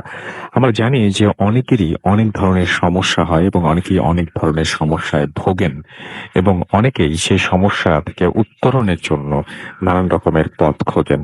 এবং আমরা এক্সোরসিজমের সাথে পরিচিত, যার মাধ্যমে আমরা কোনো বিজ্ঞ লোকের কাছ থেকে সাহায্য নেই এবং তিনি আল্লাহর দেখানো পথ অনুযায়ী বা সৃষ্টিকর্তার দেখানো পথ অনুযায়ী সেই সমস্যা থেকে সমাধান খুঁজে বের করেন। যেমন কাউকে জিনে ধরে বা কারো কোনো ধরনের কোনো কিছুর আসর হয় বা কারো ভেতরে কোনো অ্যাবনর্মালিটি দেখলে প্রথমে হয়তো আমরা মনে করি যে এটা কোনো হয়তো এমনি শারীরিক কোনো সমস্যা, পরে যখন জানতে পারি যে না এটা শারীরিক, এটা প্যারানর্মাল কোনো একটা বিষয়, তখন আমরা সেই সমস্যা সমাধানের চেষ্টা করি। তো এই ধরনের ঘটনা আপনাদের আশেপাশে অনেক আছে আমি বিশ্বাস করি, এবং আপনি নিজেও এটা স্বীকার হতে পারেন। আমি চাচ্ছি এরকম কিছু মানুষকে, যিনি মনে করেন যে তিনি জিন দ্বারা পজেসড, এবং সেরকম মানুষ যদি আমাদের স্টুডিওতে আসেন আমরা খুবই খুশি হব। এবং এই ধরনের মানুষ যারা আছেন, এবং আমরা আরো এক ধরনের মানুষ চাই যারা এই সমস্ত কাজ করে থাকেন, অর্থাৎ জিন ছাড়াতে পারেন, এই ধরনের মানুষ যদি আপনারা কেউ থাকেন, তারাও প্লিজ আমাদের সাথে একটু যোগাযোগ করবেন। আমরা আপনাদেরকে স্টুডিওতে আনতে চাই এবং আপনার সাথে কথা বলতে চাই, আপনাদের নিয়ে একটা এপিসোড করতে চাই। এবং 2018 মোটামুটি শেষ, আমরা 2019 থেকে আমরা চাই যে স্পেসিফিক কিছু টপিকের ওপরে আমাদের ভূত এফএম মানে চালু করতে, এবং প্রতি উইকে এরকম চমক থাকবে। তো সেই চমকটা আপনারাই দেবেন এবং আপনাদের কাছ থেকে এই জন্য ঘটনা চাচ্ছি। আমি জানি যে আপনারা এরকম কোনো মানুষকে নিশ্চয়ই চেনেন যিনি এই সমস্ত কাজের সাথে জড়িত। আপনারা এরকম মানুষকে নিশ্চয়ই চেনেন যিনি আপনার পরিবারের এবং যিনি জিন দ্বারা পজেসড। তো চলুন না একটা এপিসোড করি এটার উপরেই। আপনার ঘটনা, আপনার জানা ঘটনা লিখে পাঠিয়ে দিন bhutfm@radiofuর্তি.fm, which is bhwtfm@radio.fm এই অ্যাড্রেসে, এবং সেখানে এসে আপনি আপনার ঘটনা শেয়ার করতে পারেন। চাইলে আপনি যদি চান যে আমরা আপনার ঘটনা পড়ে শোনাবো, তাহলে সেটাও জানিয়ে দিতে পারেন আমাদেরকে সেখানে। আর যারা দেশের বাইরে রয়েছেন তারা অডিও ক্লিপ পাঠিয়ে দিতে পারেন। আরেকটা জিনিস আমি আপনাদেরকে বলবো, সেটা হচ্ছে যে ভূত এফএমে যারা ঘটনা শেয়ার করবেন, তারা এই ধরনের ঘটনার উপরে আমরা আসলে কাজ করতে চাই। এই ধরনের ঘটনার উপরে কাজ প্রচুর হয়েছে, তারপরেও এই ধরনের ঘটনার উপরে কাজ করতে চাই। এবং যারা রেকর্ড নেবেন, অনেকে দেখা যায় যে স্টুডিওতে আসতে পারেন না, কিন্তু আপনারা চাইলে তার কাছ থেকে রেকর্ড নিয়ে আমাদের অডিও ক্লিপটি পাঠিয়ে দিতে পারেন। তো প্রথমেই তাদেরকে বলবেন, তাকে প্রথমে যে কোয়েশ্চেন গুলো করার সেই কোয়েশ্চেন গুলো একেবারে করে নেবেন। তারপরে তাকে সুযোগ দিবেন একটানা কথা বলে যাওয়ার, মাঝখানে আপনার কোনো কথা যেন না শোনা যায়। তাহলে সেটা ভালো হয়, সেটা আমরা অডিও ক্লিপ হিসেবে কেটে চালিয়ে দিতে পারি। সেটাও একটা ব্যাপার আর কি, যে আপনি বলবেন যে আপনার সাথে কি ঘটেছিল সেটা বলুন। বলার পরে তিনি যখন পুরো ঘটনাটা বলবেন সেটা লিখে পাঠাবেন, সেটা আমাদেরকে অডিও ক্লিপ করে পাঠাবেন। আপনি কোয়েশ্চেন মাঝখানে যদি করেন তাহলে দেখা যাবে যে ঘটনাটা অন্যদিকে যাচ্ছে। তো আমাদের এবারের টপিক থাকলো এক্সোরসিজম, এবং এই এক্সোরসিজম নিয়ে দেশে এবং দেশের বাইরে যারা আছেন তারা আপনাদের ঘটনাগুলো আমাদেরকে লিখে পাঠান। আমি চলে যাব একটা অডিও ক্লিপ না, আমরা চলে যাব একটা ইমেইলে। আমার কাছে আরো একটা ইমেল আছে, সেই ইমেলটা পেয়েছি, এবং এই ইমেলটাও আমি আপনাদের কাছে পড়ে শোনাতে চাই। যেভাবে লিখেছেন আমি ঠিক সেভাবে পড়ার চেষ্টা করছি। হ্যালো রাসেল ভাই, কেমন আছেন? আশা করি ভালো আছেন, কারণ আমি জানি আপনি সব সময় ভালো থাকার দলে। আমি ভূত এফএমের একজন নিয়মিত শ্রোতা। শত ক্লান্তি ও ব্যস্ততার মাঝেও ভূত এফএমের এপিসোডগুলো কখনোই মিস করি না। আমি ছোটবেলা থেকেই একটু প্যারানর্মাল জিনিসগুলোর প্রতি আগ্রহ বোধ করি, তাই সুযোগ পেলেই প্যারানর্মাল জায়গাগুলোতে ভ্রমণে গিয়ে কিছু এক্সপেরিয়েন্স করতে বেশ ইন্টারেস্টিং লাগে আমার কাছে। তাছাড়া মুরব্বীদের কাছ থেকে হতবাক করা প্যারানর্মাল ঘটনাগুলো শোনা এবং সংগ্রহ করতে বেশ ভালো লাগে, যার কারণে ইতিপূর্বে আমি বহুবার সেগুলো রহস্য অনুসন্ধান করতে গিয়ে নানাবিধ সমস্যার ভেতরেও পড়েছি। আমার লেখার হাত খুব বেশি একটা ভালো না, তাই অনেক ইন্টারেস্টিং এক্সপিরিয়েন্স ও ঘটনা থাকা সত্ত্বেও কখনো লেখার সাহস করে উঠতে পারিনি। কিন্তু এই পর্যন্ত পড়ে মনে হলো আপনি চমৎকার লেখেন। আমার সবচেয়ে ভালো বন্ধু সজলের অনুরোধে আজ ভূত এফএমে একটি ঘটনা শেয়ার করার কিছুটা উৎসাহ পেয়েই লেখা শুরু করলাম। যদিও জানি আমার লেখার হাত খুব একটা ভালো না, ব্যস্ততার কারণে স্টুডিওতে এসে ঘটনা শেয়ার করা সম্ভব হচ্ছে না। যদি ভালো লাগে ঘটনাটি পড়ে শোনাবেন, না পড়লে কোনো দুঃখ নেই। 1971-এর কয়েক বছর পরের ঘটনা। বলা বাহুল্য যে 71-এর পরে দেশের অবস্থা পরিস্থিতি কতটা স্বাভাবিক আর কতটা মানে স্বাভাবিক ছিল, বা ঘটনাটি ঘটেছিল আমার এক আম্মুর সাথে খুলনার খালিশপুরের হাউজিং স্টেট এলাকায়। এবং আম্মুর তখন আনুমানিক 11-12 বছর বয়স। আম্মুর কাছ থেকে যেভাবে শুনেছি সেভাবে ঘটনাটি তুলে ধরার চেষ্টা করলাম। সুতরাং কথা না বাড়িয়ে ঘটনায় চলে যাই। তখন খালিশপুর হাউজিং এস্টেটে প্রতিটা লাইনেই বিরাট বিরাট বড় বড় ড্রেন ছিল। ড্রেনগুলো প্রশস্ততা ও লম্বায় উভয় দিক থেকেই ভালোই বড় ছিল। বলা বাহুল্য যে যারা ভালো লাফাতে পারে না তাদের পক্ষে ওই ড্রেনগুলো লাফিয়ে যাওয়া বা লাফিয়ে পার হওয়া বেশ মুশকিল ছিল। এবং যেহেতু স্বাধীনতার পর পর পরিস্থিতি খুব একটা স্বাভাবিক না থাকায় এবং বিদ্যুতের তেমন কোনো ব্যবস্থা না থাকায় ওই এলাকা ঘুটঘুটে অন্ধকার থাকতো। আর রাত হলে তো কথাই নেই। আম্মু ছোটবেলা থেকে একটু চঞ্চল প্রকৃতির ছিলেন এবং ভয় ভীতি কোনো কিছু রহস্যময় কোনো কিছু তাকে স্পর্শ করেনি। তাই তো যাই হোক, মূল ঘটনায় আসি। একদিন বাসায় কোনো এক মেহমান আসলো। তো আম্মু আমার বাবাকে কিছু নাস্তা আনার জন্য বাজারে পাঠালেন, তার বাবাকে কিছু নাস্তা আনার জন্য বাজারে পাঠালেন। যেহেতু আগেই বলেছি বাজারে যেতে হলে বড় বড় প্রশস্ত ড্রেন লাফ দিয়ে পার হয়ে যেতে হয়, তো আম্মু যথারীতি বাজার থেকে বেরিয়ে বড় বড় প্রশস্ত ট্রেনগুলো লাফিয়ে লাফিয়ে বাজারের পথে এগোতে লাগলেন এবং কোনো ধরনের সমস্যা ছাড়াই নির্বিঘ্নে বাজারে গেলেন। নাস্তা কেনার পর আবারও আম্মু প্রশস্ত ট্রেনগুলো লাফিয়ে বাড়ি ফিরতে লাগলেন। আগেই বলেছি ট্রেনগুলো লম্বা এবং প্রশস্ততার কথা, বেশ বড় ছিল। আম্মু ভাবলেন দেখে শুনে একটু সময় নিয়ে ট্রেনগুলো লাফানো দরকার এবং পার হওয়া দরকার, এবং তিনি সেটাই করছিলেন। তাছাড়া বেশ অন্ধকার পরিবেশ সেখানে ছিল, চাঁদের আলো ছাড়া কোনো ধরনের আলোর ছিটে ফোটাও ছিল না। তো আম্মু একটি ড্রেন লাফিয়ে পার হবার সময় জন্য অপেক্ষা করছিলেন। ঠিক তখনই লক্ষ্য করলেন যে ড্রেনের ডান পাশ থেকে কোনো একটা মাছের মতো অবয়ব ড্রেনের ভেতর থেকে হামাগুড়ি দিয়ে দিয়ে সামনে এগিয়ে আসছে। আম্মু সেটাকে ভালোভাবে লক্ষ্য করলেন। এক পর্যায়ে জিনিসটি ঠিক আম্মুর সামনে এসে থামলো। আম্মু চাঁদের আবছা আলোতে স্পষ্ট লক্ষ্য করলেন তার মুখমণ্ডল সম্পূর্ণ মানুষের মতো এবং সমস্ত শরীর লোম দ্বারা আবৃত, এবং পেছন দিকটা মাছের লেজের আকৃতি বিশিষ্ট। নীল চোখ তার, চোয়াল থেকে দাঁত বেরিয়ে আসছে, মাথা বিকৃত, বিস্তৃত লম্বা ঘন কালো চুল, তার শরীর থেকে বিচ্ছিরি একটা দুর্গন্ধ আসছে। আম্মু পরিস্থিতি অনুধাবন করার আগেই আগন্তুক বলে উঠল, কোথায় যাচ্ছিস? আম্মু ভয়ে প্রায় প্রকম্পিত অবস্থায় দ্রুত ট্রেনগুলো লাফিয়ে ছুটতে লাগলো। ভয়ঙ্কর অবয়বটি আম্মুর পেছন পেছন ছুটতে লাগলো। আম্মুর বর্ণনা মতে অবয়বটি আম্মুকে অনেক দূর পর্যন্ত, প্রায় 3 রাস্তার মোড় পর্যন্ত ধাওয়া করলো। আম্মু বাসায় ঢোকার সাথে সাথে মাটিতে পড়ে জ্ঞান হারালো। এর একটু পরে আম্মু স্বাভাবিক হলে তার সাথে কি হয়েছিল জানতে চাইলে আম্মু সমস্ত ঘটনা খুলে বললেন, এবং সাথে সাথে আমার আম্মুর বাবা অর্থাৎ আমার নানা লাইট নিয়ে ছুটলেন, কিন্তু কই, কোথাও কিছু নেই। তবে অবয়বটি যে শেষ পর্যন্ত ধাওয়া করেছিল সেই পর্যন্ত কাদার ছাপ পড়েছিল। সেই কাদার ছাপটি এমনই অবয়বপূর্ণ ছিল যে যেই দেখেছে সেই বিস্ময়ে হতবাক হয়ে গেছে। কিছুদিন পর আমার নানা একটি ঘটনা জানতে পারলেন যে যুদ্ধ চলাকালীন সময়ে মিলিটারিরা কোনো এক বুদ্ধিজীবীকে নৃশংসভাবে হত্যা করে এবং সেই ড্রেনের মধ্যে ফেলে রেখেছিল, এবং লাশটির ওপরে নৃশংসভাবে হত্যা চালানো হয়, এবং লাশটি মানে হয়তো এই কারণে এই জায়গাটা হন্টেড ছিল, এবং এই জায়গাটাতে অনেকেই অনেক কিছু আহ, দেখেন বা এরকম ব্যাপার স্যাপার সেখানে প্রচলিত আছে আর কি। তো যাই হোক, আমি জানি না যে আসলে ঘটনা কি বা আসলে কেন ঘটনাটি ঘটেছিল, কিন্তু আমি এটাও জানি না যে আসলে এরকম একটা মানে হত্যা পেছনে এটার সাথে কোনো সম্পর্কিত কিনা, কিন্তু ঘটনাটি ঘটেছিল এটাই তিনি জানিয়েছেন। থ্যাংক ইউ সো মাচ আপনার ঘটনার জন্য। আমরা চলে যাব আমাদের আরো একজন অতিথির কাছে। আপনার নামটা প্লিজ একটু বলবেন, তারপর আপনার ঘটনায় যাব। আসসালামু লিসনার, থ্যাংক ইউ রাসেল ভাই আবার শুরু করে দেওয়ার জন্য। আমার নাম আকিব হায়দার, আমি মোহাম্মদপুর তাজমহল রোড থেকে এসেছি। এইবার যে ঘটনাটা আমি বলবো সেটা আমার দাদার সাথে ঘটে যাওয়া। এটা যুদ্ধের কিছুদিন পরে আমার দাদা কন্ট্রাক্টরি কাজ করতেন। তো একটি রোডের কন্ট্রাক্টরের জন্য উনি খুলনার কোনো এক এলাকায় যায়। তো ওখানে এক আন্ডার কনস্ট্রাকশন ফ্লোর বিল্ডিং এ ওনাদের আহ, থাকতে বলে, রাত্রে স্টে করতে বলে কিছুদিন।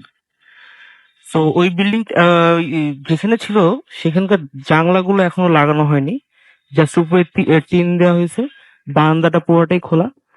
তো দাদু এবং দাদুর 2 কলিগ একসাথে এক রুমে, এবং তাদের যে স্টাফ বা আদার্স যারা কাজ করতেছে তারা বারান্দার ভিতর ফ্লোরিং।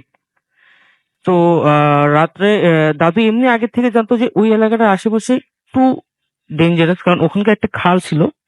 অনেক সময় ওই খালে অনেককে টেনে নিয়ে যায়, মানে মেরে ফেলা হয়েছে, মানে মাথা পুঁতে দিত, কাদায় মাথাটা পুঁতে দিয়ে মেরে ফেলতো।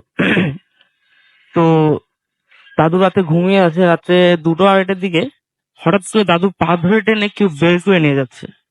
তো দাদু যখন চিৎকার চেঁচামেচি শুরু করে তার কলিগরা ঘুম থেকে উঠে পড়ে, দাদুকে ধরে আসে টেনে, এবং তাদের স্টাফরা বা কর্মচারীরা সবাই এসে ধরে, যতই চেষ্টা করতেছে তাকে টেনে ধরে রাখার জন্য, কিন্তু তারা শক্তিতে কুলাইতে পারতেছে না তার সাথে। তাকে অটোমেটিকলি টেনে নিয়ে যাচ্ছে, এবং লাস্ট পর্যন্ত যখন গেটের বাইরে পর্যন্ত চলে গেছে তখন অনেক হইচই হচ্ছে। তো দাদুকে একবার এই দিকে দেওয়ালে বাড়ি মারতেছে, একবার এই দিকে দেওয়ালে বাড়ি মারতেছে। এই করতে করতে দাদুর 2 হাতের দুদিকে বেশ খানিকটা জখম হয়ে যায়। তো হইচই গ্রামের মানুষজন বুঝতে পারে, এবং মশাল টশাল বা আগুন নিয়ে যখন ছুটে আসে তখন অটোমেটিকলি সেটা ছেড়ে দেয়। ছেড়ে দেওয়ার পরে দাদু যখন উঠে তখন দাদু সেন্সলেস হয়ে যায় সাথে সাথে। তো দাদুকে যখন পরে জিজ্ঞেস করা হয় সেন্সলেসে পড়ে, তো দাদু বলে যে আমি যখন ঘুমাচ্ছিলাম তখন কিছু বুঝতে পারিনি, খালি একটা জিনিস যে আমার খাতাটা কেউ সরে ফেললো, সরার পর আমাকে এক টান দিয়ে বিছানা থেকে নামিয়ে যখন নিয়ে যাচ্ছে তখন আমি চিল্লানো শুরু করেছি। এটাই ছিল ভাই আমার ঘটনা। Thank you so much. আমরা একটা ছোট্ট বিরতিতে যাব এবং বিরতির পরে আবারও ফিরে আসবো। সেই পর্যন্ত আমাদের সঙ্গে থাকবেন। স্টে টিউনড রেডিও ফুর্তি এফএম এন্ড ডু ফুর্তি।